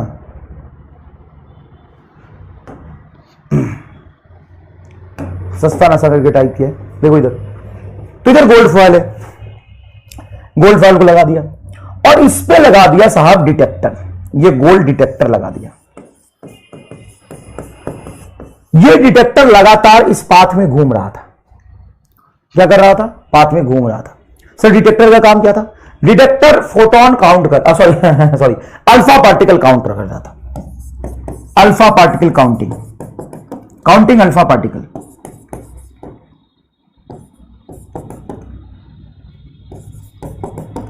Counting alpha particle, number of alpha particle count कर रहा था डिफरेंट डिफरेंट एंगल पे, डिफरेंट एंगल पे number of alpha particle count कर रहा था। हाँ बिल्कुल, ये इसका स्टूडेंट था, रदरफोर्ड को भी स्टूडेंट ने एक्सप्लेन किया था, बहुत बढ़िया। जे थॉमसन का स्टूडेंट था रदरफोर्ड, जे थॉमसन का स्टूडेंट था रदरफोर्ड। ये आपको समझ आता है?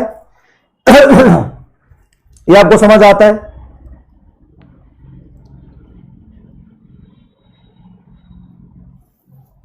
ये आपको समझ आता है?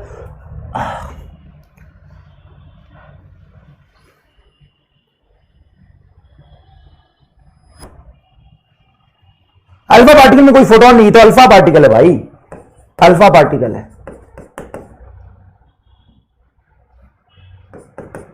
ये अल्फा पार्टिकल है, ये क्या है? अल्फा पार्टिकल है।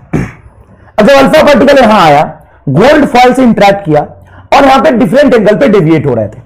अब डिफरेंट एंगल पे कितने अल्फा पार्टिकल कितने कितने डिफरेंट एंगल पे डेविएट हुए हैं उसको काउंट करने के लिए यहां पे क्या घूम रहा है, डिटेक्टर घूम रहा है। डिटेक्टर अल्फा पार्टिकल को काउंट किया। अब तुम्हारे हिसाब से अगर जे थॉमसन सही होता, जे थॉमसन सही होता,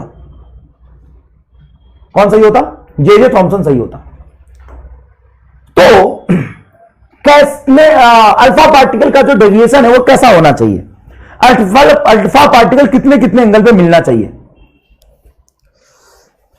कितने डिफरेंट एंगल पे अल्फा पार्टिकल मिलने चाहिए थे। अगर जे थॉमसन सही होता तो सोचो, अगर जे थॉमसन सही होता, अच्छा रदरफोर्ड रामलाल टाइप स्टूडेंट था जे थॉमसन का, जैसे हम आपके हैं, अच्छा एक भी लक्षण मिल रहा है तुम्हारा बैगन की शकल का, तू तो बैगन की शकल जैसा है। रदरफोर्ड बहुत हैंडसम आदमी था, पहला ही गुण नहीं मिल रहा तेरा। सर बता कितने एंगल पे मिलने चाहिए थे बताओ, 180 पे क्यों भाई साहब, बताना जरा 180 पे क्यों, क्यों 180 पे क्यों, कारण बताओ, बताओ 180 पे ही क्यों, why 180 degree, I am not satisfied, no no no man no, I am not satisfied. एक बच्चा कह रहा है कि हर जगह लगभग सेम मिलने चाहिए थे, हाँ गुड, ये ठीक है, रैंडम एंगल पे, हाँ रैंडम एंगल पे मिलने चाहिए थे। फिक्स्ड एंगल नहीं, फिक्स एंगल क्यों, डिफरेंट डिफरेंट एंगल पे, रैंडम एंगल पे हर जगह मिलने चाहिए थे। मोर देन 180, अच्छा मोर देन 180 एंगल का था। सुन बताता हूं, होता क्या है यहां पे कि मान लो कि यहां पे एटम है, यहां पे तुम्हारे प्रोटॉन्स हैं, ये प्रोटॉन ये प्रोटॉन ये प्रोटॉन ये प्रोटॉन ये प्रोटॉन, प्रोटॉन होते हैं पॉजिटिव चार्ज, प्रोटॉन होते हैं पॉजिटिव चार्ज, ये positive positive positive positive positive positive positive, और यहां से है अल्फा पार्टिकल। अब ये अल्फा पार्टिकल यहां से आ रहा है इस पॉजिटिव चार्ज के सामने से, तो अल्फा पार्टिकल भी पॉजिटिव और ये भी पॉजिटिव, तो इससे क्या होगा कि ये रिफ्लेक्ट कर जाएगा इधर, तो इस एंगल पे मिल सकता। ये ऐसे जा रहा, यहां पे अगर अल्फा पार्टिकल इस पॉजिटिव चार्ज प्रोटॉन से रिपेल होगा तो ये किसी इस एंगल पे मिल रहा, ये कहीं यहां मिल रहा, ये कहीं यहां मिल रहा, ये इससे रिपेल होगा, ये यहां मिल रहा, तो हर जगह लगभग लगभग same number of alpha particle मिलने चाहिए थे। अगर ऐसा मिल जाता, अगर ऐसा मिल जाता तो रदरफोर्ड अपने गुरु को सही प्रूफ कर देता और जे थॉमसन सही साबित हो जाता। थोड़ा सा अपने दिमाग के डायमेंशन को खोल और सोच,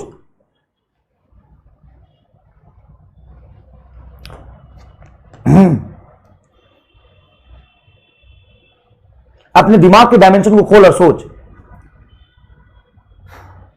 लेकिन ऐसा नहीं हुआ, ऐसा नहीं हुआ। सर क्या हुआ? उसने देखा कि जितने भी अल्फा पार्टिकल आ रहे थे उनमें से 99.986% अल्फा पार्टिकल बिना डेविएशन के सीधे चले जा रहे थे और 0.01 अल्फा पार्टिकल किसी एंगल पे डेविएट हो रहा था। मतलब बिना डेविएशन के अल्फा पार्टिकल सीधे सीधे जा रहे हैं। इसका मतलब यह था कि यहां पे प्रोटॉन नहीं है, यहां पे प्रोटॉन नहीं है, नहीं है, नहीं है, नहीं है, नहीं है, नहीं है, नहीं है, तो कहां है? एटम के अंदर तो प्रोटॉन होना चाहिए, हमें प्रोटॉन वो दिख क्यों नहीं रहा? बड़े मशक्कत के बाद रदरफोर्ड 2-4 साल तक अल्फा पार्टिकल स्कैटरिंग करता रहा और सोचता रहा कि ऐसा क्यों हो रहा है, ऐसा क्यों हो रहा है साहब, ऐसा क्यों हो रहा है? ये सारा प्रोटॉनवा गया कहां? अल्फा पार्टिकल को काहे नहीं डेविएट करत बा हो? अल्फा पार्टिकल को ई प्रोटॉनवा काहे ना डेविएट करत बा? कहां गई सारा अल्फा प्रोटॉन, कहां गई सारा प्रोटॉन? बड़ा इसको खराब लग रहा था। ये हो क्या गया, ये हो क्या रहा है? गया कहां? सब के सब गया कहां? कहां छुप के बैठा है, कहां छुप के बैठा है? तो उसने बोला, कुछ डेटा निकाले इसने कि 99.86%, सॉरी मैंने 99.9 लिख दिया था, 96 लिख दिया था, sorry. 99.86% alpha particle passes without deviation, बिना डेविएशन के 99.86% अल्फा पार्टिकल चला गया, बिना डेविएशन के। मतलब most of the space inside atom is vacant, अंदर में मोस्ट ऑफ द स्पेस खाली है ही नहीं कुछ। ये सब प्रोटॉनवा गया कहां, गवा कहां ये सारा प्रोटॉनवा? तो रदरफोर्ड ने बोला कि सारा प्रोटॉन एक पिन पॉइंटेड स्पेस में, pin pointed space, pin pointed space,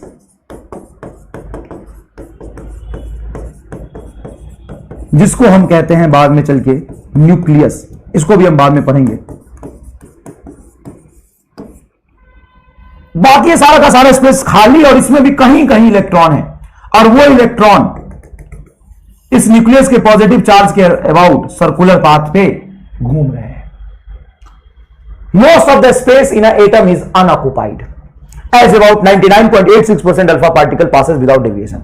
0.1% alpha particle deviates more than 1 degree, deviates लिखा है, डेविएट्स, बहुत सही, डेविएट्स, डेविएट्स, डेविएट्स, तो ये आपको याद भी रखना पड़ेगा data, deviates more than 1 degree.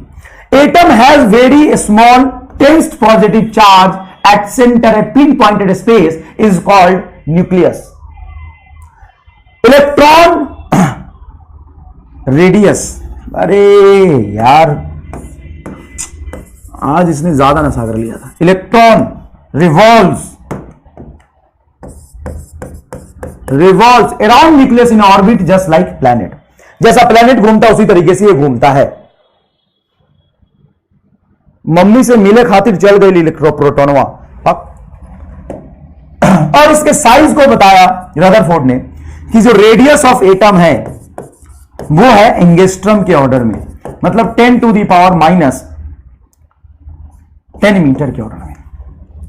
और इसके कंपैरिजन में जो ये स्पेस है न्यूक्लियस का, उसका रेडियस है फर्मी मीटर, 1 फर्मी मीटर, मतलब 10 to the power minus 15 metre. 1 fermi metre means 10 to the power minus 15 metre. तो सर ये तो बहुत कम हो गया, सर ये तो बहुत कम हो गया यार। इसको फील करने के लिए एक जोरदार चीज बताता हूं।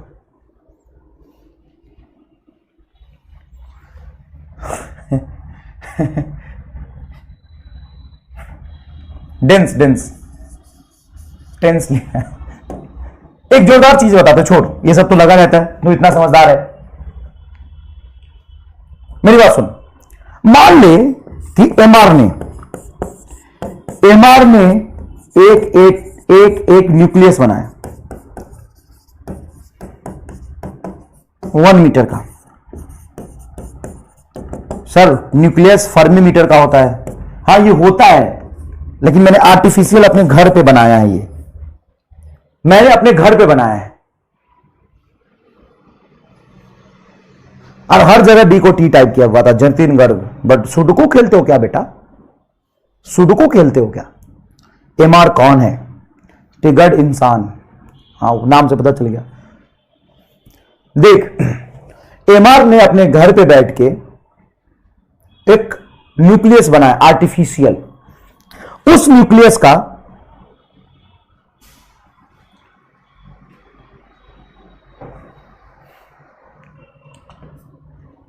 रेडियस है 1 मीटर।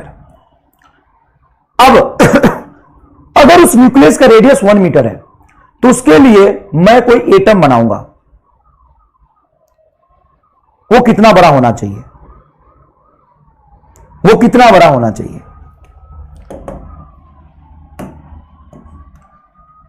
ट्रिगर्ड इंसान कह रहा है सॉरी सर जस्ट जोकिंग। बेटा तू मेरे साथ मजाक नहीं कर रहा, तू एक खुद मजाक है अपने मम्मी पापा का, तुम्हें मजाक की नजर से देखते हैं। ये कौन सा मजाक कर दिया हमने? तू खुद एक मजाक है, तू मेरे साथ क्या मजाक करेगा? कहां घबरा रहा है? तू मेरे साथ क्या मजाक करेगा यार?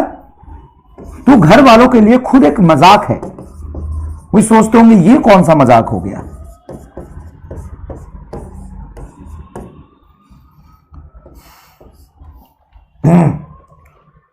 सोच मुझे इसके लिए कितना बड़ा एटम बनाना पड़ेगा, ये सोचने की कोशिश कर। तो चलो इसको सॉल्व करके देख लेते हैं। तो रेडियस ऑफ एटम कितना होता है? 10⁻⁻10 मीटर। और न्यूक्लियस का साइज क्या होता है सर? Fermi metre.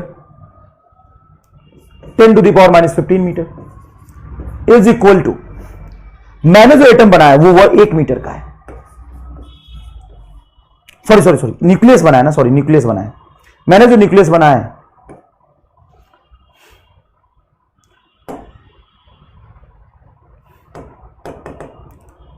वो 1 मीटर का है। तो इसके करस्पॉन्डिंग इसका एटम कितना बड़ा होना चाहिए? तो जब इसको हम सॉल्व करेंगे तो x की वैल्यू आएगी, यहां से x निकालोगे तो ऊपर चला जाएगा तो 10⁵ मीटर, मतलब 100 किलोमीटर का एटम होना चाहिए। 100 किलोमीटर का एटम मतलब मैं अगर अपने कोटा में बैठ की बात करूं, कोटा का से एग्जांपल देते थे पहले, तो इधर 12 डिस्ट्रिक्ट चले जाओ, इधर आरा जयपुर के डिस्टेंस में चले जाओ, इधर 50 किलोमीटर, 100 किलोमीटर रेडियस, मतलब डायमीटर 200 किलोमीटर, आधा राजस्थान।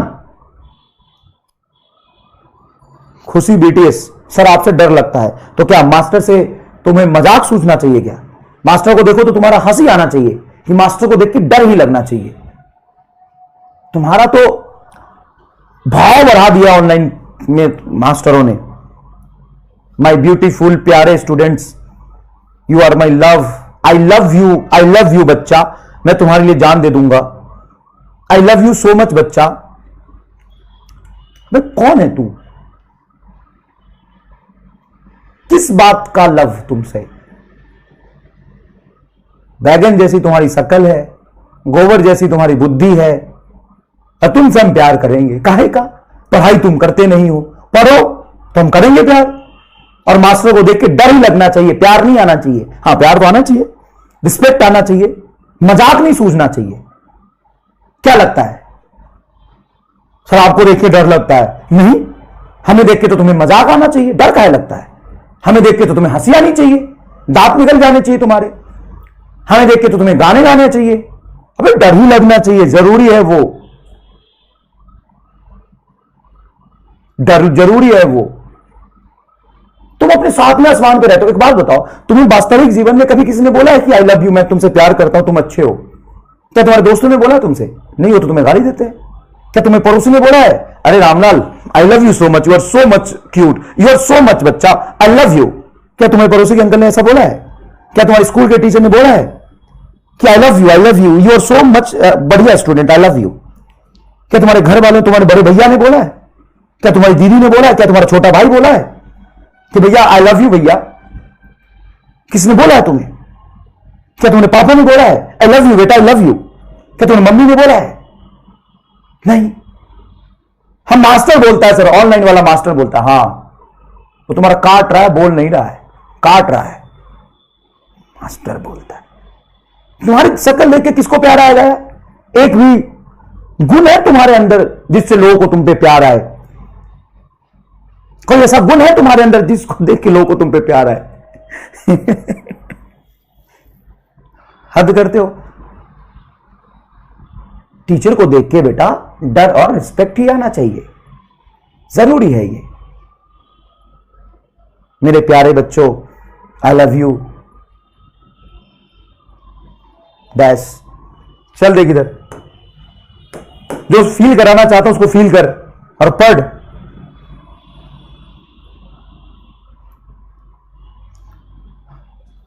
सिलेक्शन के बाद प्यार करेंगे क्या? हाँ सिलेक्शन के बाद प्यार करेंगे, रिस्पेक्ट भी करेंगे, इज्जत भी करेंगे, और आपके पास आएंगे तो इज्जत से पेश आएंगे।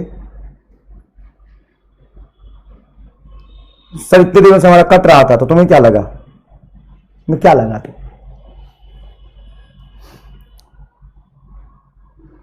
चल देख इधर भाई, देख इधर, समझ।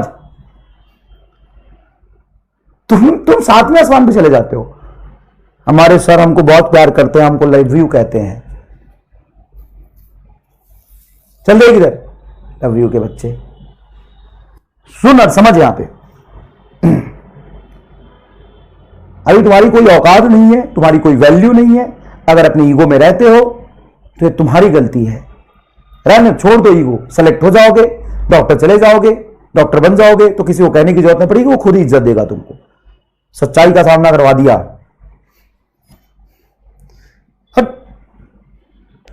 देखो अब ध्यान से, ऐसा है कि न्यूक्लियस का साइज 1 मीटर का है।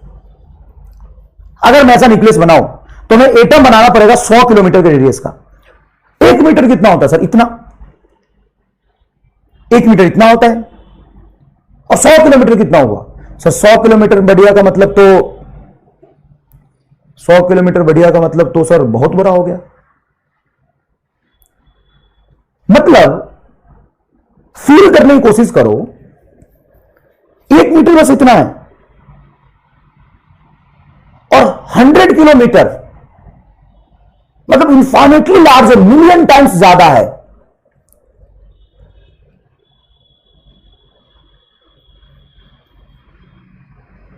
मतलब प्रोटॉन के साथ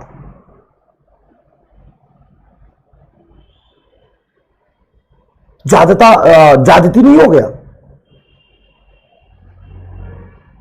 ज्यादती नहीं हो गया ये।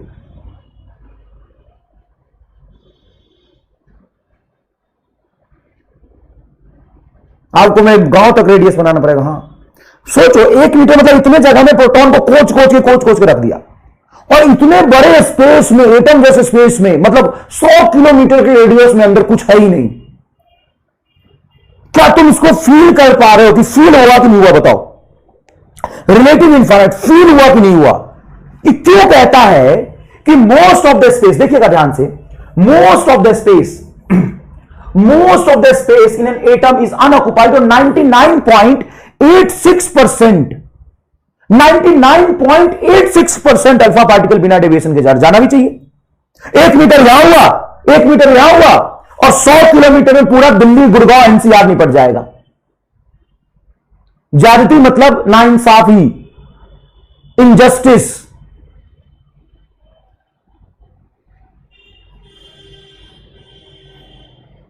सोच, मतलब ये रहा तेरा, देखिए न्यूक्लियस, और पूरा गुड़गांव से लेके गाजियाबाद तक, नोएडा से लेके ग्रेटर कैलाश तक खाली जगह, खाली खाली खाली खाली खाली, और अकेला एमआर के घर पे इतने से छोटे जगह में प्रोटॉन बैठा है। तो भाई साहब इतना तो डेविएट होगा, इतना तो बिना डेविएशन भी चला जाएगा। Bird at centre of cricket ground, yes, बहुत बढ़िया भावेश जोशी, अच्छा चमका। इससे भी बड़ी चीज है, इससे भी बड़ी हो गई वो चीज। समझ आया कि नहीं है? सोचो, इस बात को समझने की कोशिश करो कि ऐसा क्यों बोल दिया कि इतना परसेंट डेविएट हुआ तो मोस्ट ऑफ द स्पेस खाली होगा। भाई साहब इसका मतलब समझ, इसके ऑर्डर का मतलब समझ कि भाई साहब कितनी बड़ी बात हो गई है। तू नंबर मत दे, इसको फील कर। समझ में आया कि नहीं है? अब साहब यहां पे 2 चीजें हैं।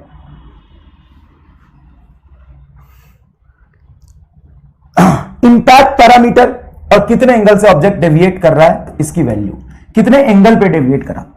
तो इसमें कोई सवाल नहीं पूछते। वैसे यहां पे number of alpha particle at angle theta आप डिफाइन कर सकते हैं कि ये होता है inversely proportional to E square, ऊपर में हो जाएगा जेडी स्क्वायर इंटू साइन का पावर 4 थीटा बाई 2। यह है number of particle at angle theta. Formula बहुत बड़ा है, ये कभी भी एग्जाम में नहीं पूछा जाता, इस पे कोई सवाल नहीं आता, तो इसको याद रखने की जरूरत नहीं है। ई स्क्वायर साइन का power 4 theta by 2, E square sine का पावर 4 थीटा बाई 2। थोड़ा पानी पी लें दो।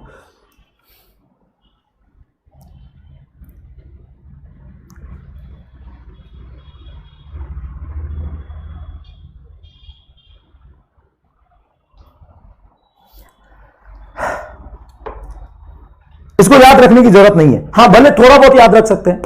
यह है kinetic energy of alpha particle. ये जेडी स्क्वायर नहीं, ये होता है H Z square, sorry atomic number का स्क्वायर। समझ में आया कि नहीं है? इसको समझना नहीं। इस जितने एंगल पे जो डेविएट हो रहे कितने नंबर ऑफ पार्टिकल मिलेंगे, तो जैसे जैसे एंगल बढ़ाते जाओगे नंबर ऑफ पार्टिकल डिक्रीज होता जाएगा, इसलिए इनवर्सली प्रोपोर्शनल है। वो भी में नोट्स नहीं भी करेंगे तो भी कोई दिक्कत नहीं है, क्योंकि इस पे कोई सवाल नहीं आता है, इस पे कोई सवाल नहीं आता। लेकिन ये जो मॉडल था कि इलेक्ट्रॉन इसके चारों तरफ घूमेगा, मोस्ट ऑफ द स्पेस खाली होगा, इसके भी कुछ ड्रॉबैक्स थे। यस, यहां पे सबसे पहले हम डिस्टेंस ऑफ क्लोजेस्ट अप्रोच पहले समझेंगे, उसके बाद हम इसके ड्रॉबैक पे जाएंगे, इसके बाद हम इसके ड्रॉबैक पे जाएंगे। देखिए बेटा, ये मान लीजिए फिक्स्ड टारगेट है, फिक्स्ड टारगेट, और इसके अंदर इसका एटॉमिक नंबर है Z, तो इसके सेंटर पे चार्ज होगा प्लस ZE, और यहां से एक अल्फा पार्टिकल को मैंने फायर किया U0 वेलोसिटी से। चलो मान लो U0 वेलोसिटी से मैंने इसको फायर किया at a infinite distance from infinity, from large distance, from large distance, from large distance. तो जब ये अल्फा पार्टिकल सीधा सीधा सीधा सीधा इस लाइन पे जा रहा होगा, जा रहा होगा, जा रहा होगा, यहां पे फिक्स्ड एक एटम है, तो क्या ये अल्फा पार्टिकल इससे रिपल्सन महसूस करेगा? क्या इससे रिपल्सन महसूस करेगा? हां सर, ये अल्फा पार्टिकल जैसे से आगे जाएगा इससे रिपल्सन महसूस करेगा, क्योंकि दोनों पॉजिटिव चार्ज है। तो होगा क्या कि जैसे से जाएगा इसकी जो काइनेटिक एनर्जी वो पोटेंशियल में कन्वर्ट होती जाएगी, जाएगी जाएगी जाएगी, और किसी इंस्टेंट पे आके रुक जाएगा ये अल्फा पार्टिकल। अल्फा पार्टिकल कहां पे आ जाएगा? रेस्ट में आ जाएगा।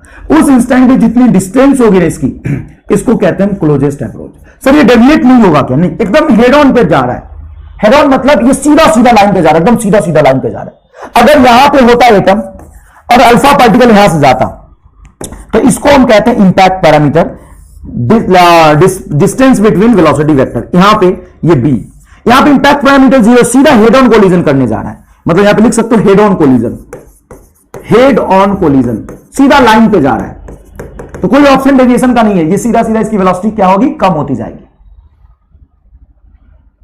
तो यहां पे अल्फा पार्टिकल आके रुकेगा, और जितने मिनिमम डिस्टेंस पे आके रुकेगा उसी को कहते हैं हम क्लोजेस्ट अप्रोच। तो आप लगा देंगे यहां पे conservation of mechanical energy, mechanical energy. यहां पे इसकी काइनेटिक एनर्जी बताइए। इसकी काइनेटिक एनर्जी होगी half mass of alpha particle into velocity U0 का होल स्क्वायर प्लस पोटेंशियल 0, क्योंकि फ्रॉम लार्ज डिस्टेंस, बहुत ज्यादा डिस्टेंस पे तो उसकी पोटेंशियल एनर्जी वाली टर्म क्या हो जाएगी? 0। पोटेंशियल एनर्जी वाली टर्म क्या हो जाएगी? 0। इज इक्वल टू बेटा, इज इक्वल टू, यहां पे जब आगे रुकेगा तो इसकी काइनेटिक 0 और पोटेंशियल हो जाएगी माइनस के, इसका चार्ज ZE, इसका चार्ज E। तो सर ये प्लस होगा ना, into E, sorry 2E। Nucleus का चार्ज ZE और अल्फा पार्टिकल का चार्ज 2E, दोनों चार्ज पॉजिटिव है, तो पॉजिटिव बटा इन दोनों के बीच की डिस्टेंस R0। ये हो जाएगा आपको क्लोजेस्ट डिस्टेंस। अब ध्यान से देखना, यहां पे जो R0 की वैल्यू है वो कितनी आ जाएगी?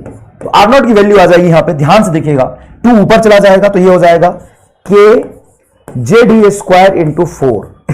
देखो बेटा, ये 2 और 2 4, ई ZE स्क्वायर, तो 4 के ZE स्क्वायर बटा mass of alpha particle into velocity of projection का स्क्वायर। इसको आप काइनेटिक एनर्जी के टर्म से भी रिप्रेजेंट कर सकते हैं। तो क्लोजेस्ट ऑफ मिनिमम अप्रोच है ना, let to be distance of closest approach. Closest approach R0 की जो वैल्यू होगी वो होगी 4 के ZE स्क्वायर बटा m U0 का स्क्वायर। इसको तुम्हें एग्जैक्टली याद नहीं रखना, ये किस चीज के डायरेक्टली प्रोपोर्शनल है और किस चीज के इनवर्सली प्रोपोर्शनल है, इस पे सवाल नीट में बहुत पूछे जाते हैं। इट इज वेरी इंपॉर्टेंट, इसको तुम्हें रट्टा मारना है, मार रट्टा। इसमें तुम्हें बस ये याद रखना किसके डायरेक्टली प्रोपोर्शनल होगा, किसके इनवर्सली प्रोपोर्शनल होगा। इस पर सवाल कैसे आते हैं? देखिए, सवाल है, नीट का पूछा हुआ सवाल है साहब, ये नीट 17 या 16 का सवाल है ये। देखिए सवाल क्या कह रहा, when an alpha particle of mass m moving with velocity v, alpha particle of mass m moving with velocity v bombarded on a heavy nucleus of charge ZE, bombarded on a heavy nucleus of charge ZE, its distance of closest approach from the nucleus depends upon mass as। तो मास पे किस तरीके से distance of closest approach depend करेगा, ये हमें बताना है। मास पे किस तरीके से डिपेंड करेगा। तो देखिए बेटा, यहां से चल रहा तो इसके पास पोटेंशियल एनर्जी जीरो और काइनेटिक एनर्जी हो जाएगी हाफ एम वी स्क्वायर। चलता जाएगा चलता जाएगा चलता जाएगा, मिनिमम आर नॉट डिस्टेंस पे आके यहां पर रुकेगा तो काइनेटिक जीरो, पोटेंशियल हो जाएगा तुम्हारा के जेडी स्क्वायर बटा आर नॉट। तो R not is inversely proportional to mass. सीधा सा हिसाब किताब है, बाकी सब कांस्टेंट है। सीधा सीधा आंसर आ गया सी। मतलब फील करके समझ आया कि नहीं आया, मतलब समझ आया कि नहीं, R naught inversely proportional to mass हो जाएगा। बहुत इजी है साहब। नेक्स्ट सवाल देखिए, an alpha particle nucleus of energy half M B square. Alpha nucleus of energy half M B square, alpha nucleus of energy half M B square bombarded a heavy nuclear target of charge Zd, then distance of closest approach for the alpha nucleus will be proportional to। तो देखो, potential energy के JD square बटा R not is equal to हो जाएगा kinetic energy half M V square. इसको इधर ले आओ तो R not is equal to हो जाएगा 2k जेडी स्क्वायर। अच्छा यहां पे अगर एक 2 का फैक्टर किस वजह से आया था, अच्छा अल्फा पार्टिकल का चार्ज 2 ही होता है, कोई खास बात नहीं, कांस्टेंट ही तो देखना, यहां पे 2 लिख लो। अल्फा पार्टिकल का चार्ज 2 और होता है तो इसलिए आ जाएगा 4 बटा एम वी स्क्वायर। यहां से आर नॉट ऊपर चला गया। अब इसमें कौन सा आंसर सही होगा, ये अलग लैंग्वेज में पूछा हुआ सवाल है, हम क्या करें सर, ये जेडी के प्रोपोर्शनल होता है, इनवर्सली प्रोपोर्शनल जेडी गलत हो गया। सर ये वी नॉट इनवर्सली प्रोपोर्शनल होगा, डायरेक्टली प्रोपोर्शनल दिया गलत हो जाएगा। इनवर्सली प्रोपोर्शनल टू एम हो गया, सही हो गया, ये गलत हो गया। और इसको भी आप फील कर सकते हैं, अगर आप स्पीड जितना ज्यादा देंगे, स्पीड जितना ज्यादा देंगे, जितना ज्यादा देंगे स्पीड, ऑब्वियस सी बात है उतना पास आके रुकेगा, मतलब क्लोजेस्ट अप्रोच की वैल्यू कम आएगी। सोच के देख, अगर तुम स्पीड इसको बहुत ज्यादा देते हो, स्पीड बहुत ज्यादा देते हो, तो स्पीड जितना ज्यादा होगा उतना पास पहुंचेगा, आर नॉट की वैल्यू उतनी कम होगी। जितना ज्यादा स्पीड होगा आर नॉट की वैल्यू उतनी कम होगी। समझ आया कि नहीं है? ये देखो 2003 का सवाल है, electron is revolving around the nucleus of hydrogen atom in a circular orbit of radius, then coulombic force F between these two is. दोनों के बीच में कूलम्बिक फोर्स बताइए कितना होगा। देखिए यहां पे आर वेक्टर है, ये आर कैप है, आर वेक्टर आर कैप में आपको फर्क पता होना चाहिए। इस 4 ऑप्शन में से सही ऑप्शन कौन सा है बताइए। इलेक्ट्रॉन पे फोर्स कितना लग रहा होगा, where R is this position vector, R radius में घूम रहा है। तो ये न्यूक्लियस हो गया तुम्हारा, हाइड्रोजन एटम है तो इसकी चार्ज हो जाएगी सिंपल जेडी। हाइड्रोजन एटम है न्यूक्लियस के अंदर तो चार्ज हो जाएगा सिंपल जेडी, मतलब ई चार्ज हो जाएगा ई, जेड की वैल्यू 1 होगी ना हाइड्रोजन एटम के लिए, और ये इलेक्ट्रॉन यहां पे जिसका रेडियस वेक्टर ये है। तो इस चारों में से कौन सा ऑप्शन सही है बताइए। डी वेक्टर फॉर्म में लिखा है। अब बताइए इलेक्ट्रॉन पे जो कूलम्बिक फोर्स लगेगा इसके पोजीशन वेक्टर के अपोजिट डायरेक्शन में लगेगा ना, तो फोर्स का डायरेक्शन होगा वो पोजीशन वेक्टर के अपोजिट होगा, तो इसलिए ये दोनों गलत हो गया। और इन दोनों में डायमेंशन गलत है, नीचे फोर्स में आर स्क्वायर आना चाहिए, तो सर यहां पे आर क्यूब है तो गलत है। सर यहां पे भी तो आर क्यूब, तो ऊपर एक वेक्टर लिखा है, तो एक वेक्टर में लिखते हैं वेक्टर बराबर होता है magnitude of vector into direction of vector, तो मैग्नीट्यूड से एक मैग्नीट्यूड कट जाएगा, नीचे आर स्क्वायर आ जाएगा, इसलिए option number D is correct. इसीलिए option number D is correct. समझ आया? अच्छा, लेकिन इसके कुछ ड्रॉबैक्स थे। ड्रॉबैक क्या थे तो पहले समझना। यहां पे मान लो जब एक इलेक्ट्रॉन सर्कुलर पाथ पे चल रहा है, electron is moving on circular path,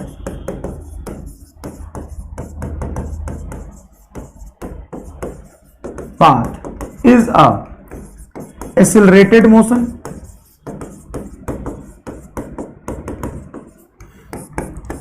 और यूनिफॉर्म मोशन। अगर ये कांस्टेंट स्पीड से घूम रहा है तो मोशन कैसा है बताइए, ऊपर वाली सही है कि नीचे वाली सही है। Electron is moving with a constant speed. अगर ये ऑब्जेक्ट कांस्टेंट स्पीड से सर्कुलर पाथ पे घूम रहा है इस न्यूक्लियस के चारों तरफ, तो ऊपर वाली सही है कि नीचे वाली सही है बताइए। ऊपर वाली सही है कि नीचे वाली? एक्सेलरेटेड मोशन होगा या यूनिफॉर्म मोशन होगा? This is an accelerated motion और यूनिफॉर्म मोशन, बताइए कौन सा सही है, ऊपर वाली कि नीचे वाली? ऐसा सब बताओ, ऊपर वाली कि नीचे वाली? क्या लगता है तुम्हें, ऊपर वाली कि नीचे वाली? क्या विचार है तुम्हारे?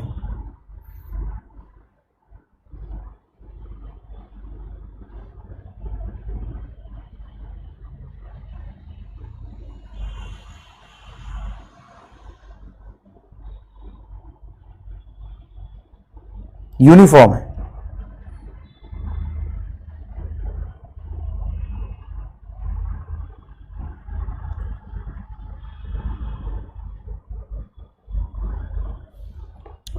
हाँ,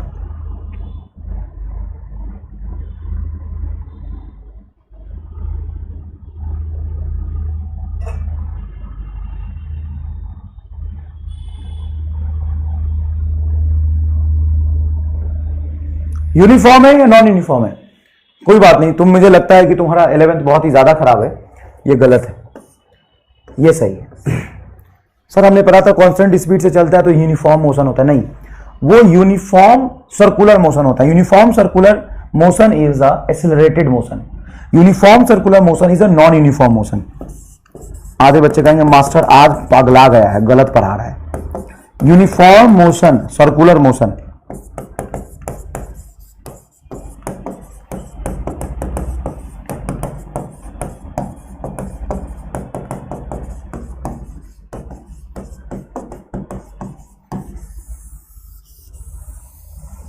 मास्टर पागल हो गया भैया, गलत पढ़ा रहा है।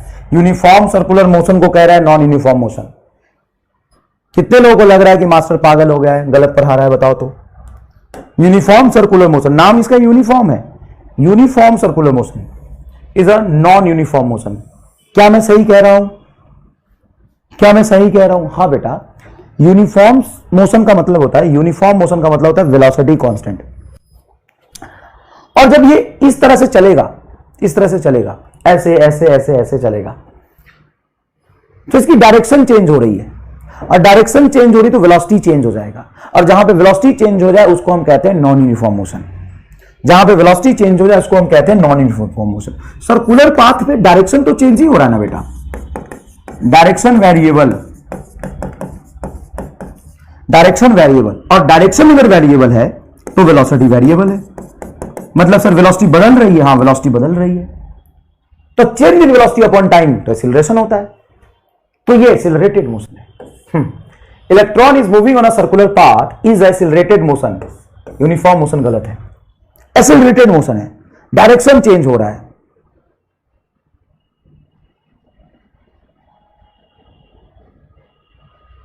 You are right. चलिए साहब समझ तो आया। अगर ये एक्सीलरेटेड मोशन है, कोई भी चार्ज एक्सीलरेटेड होता है तो इलेक्ट्रोमैग्नेटिक वेव जनरेट करता है, ये आपने ईएम में पढ़ा था, बताइए हाँ या ना, हाँ या ना जब बताइए। Accelerated charge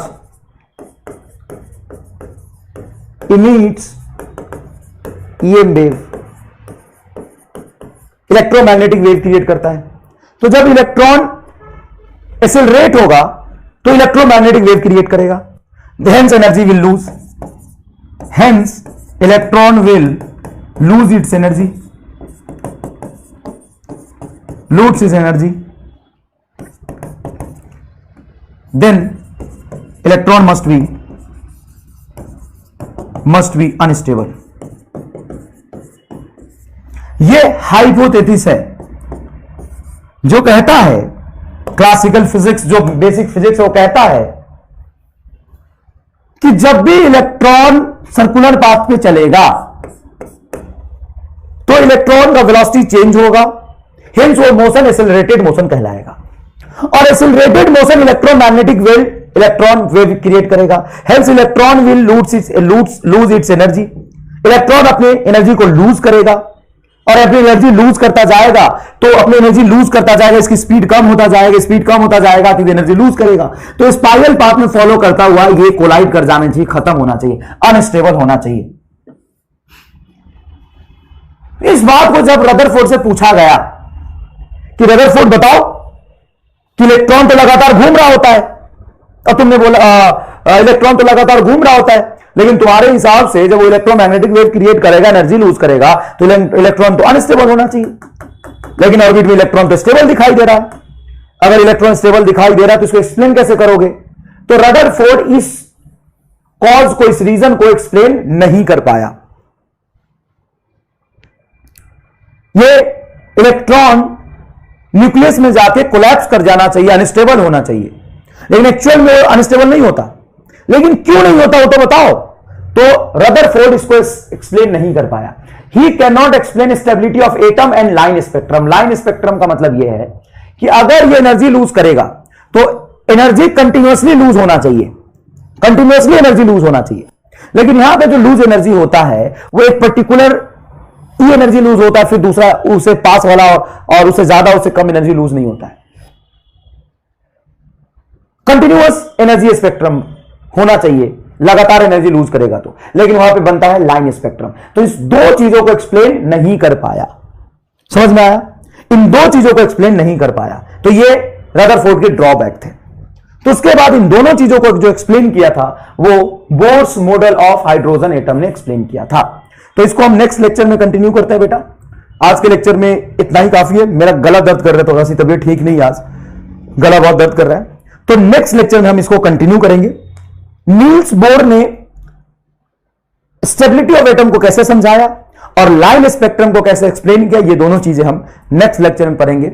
I am sorry, आज थोड़ा सा क्लास जल्दी खत्म कर रहे हैं, कोई बात नहीं, नेक्स्ट लेक्चर में पढ़ेंगे हम लोग। ठीक है बेटा, चलिए आपका बहुत बहुत धन्यवाद। बायो क्लास भी okay, thank you so much.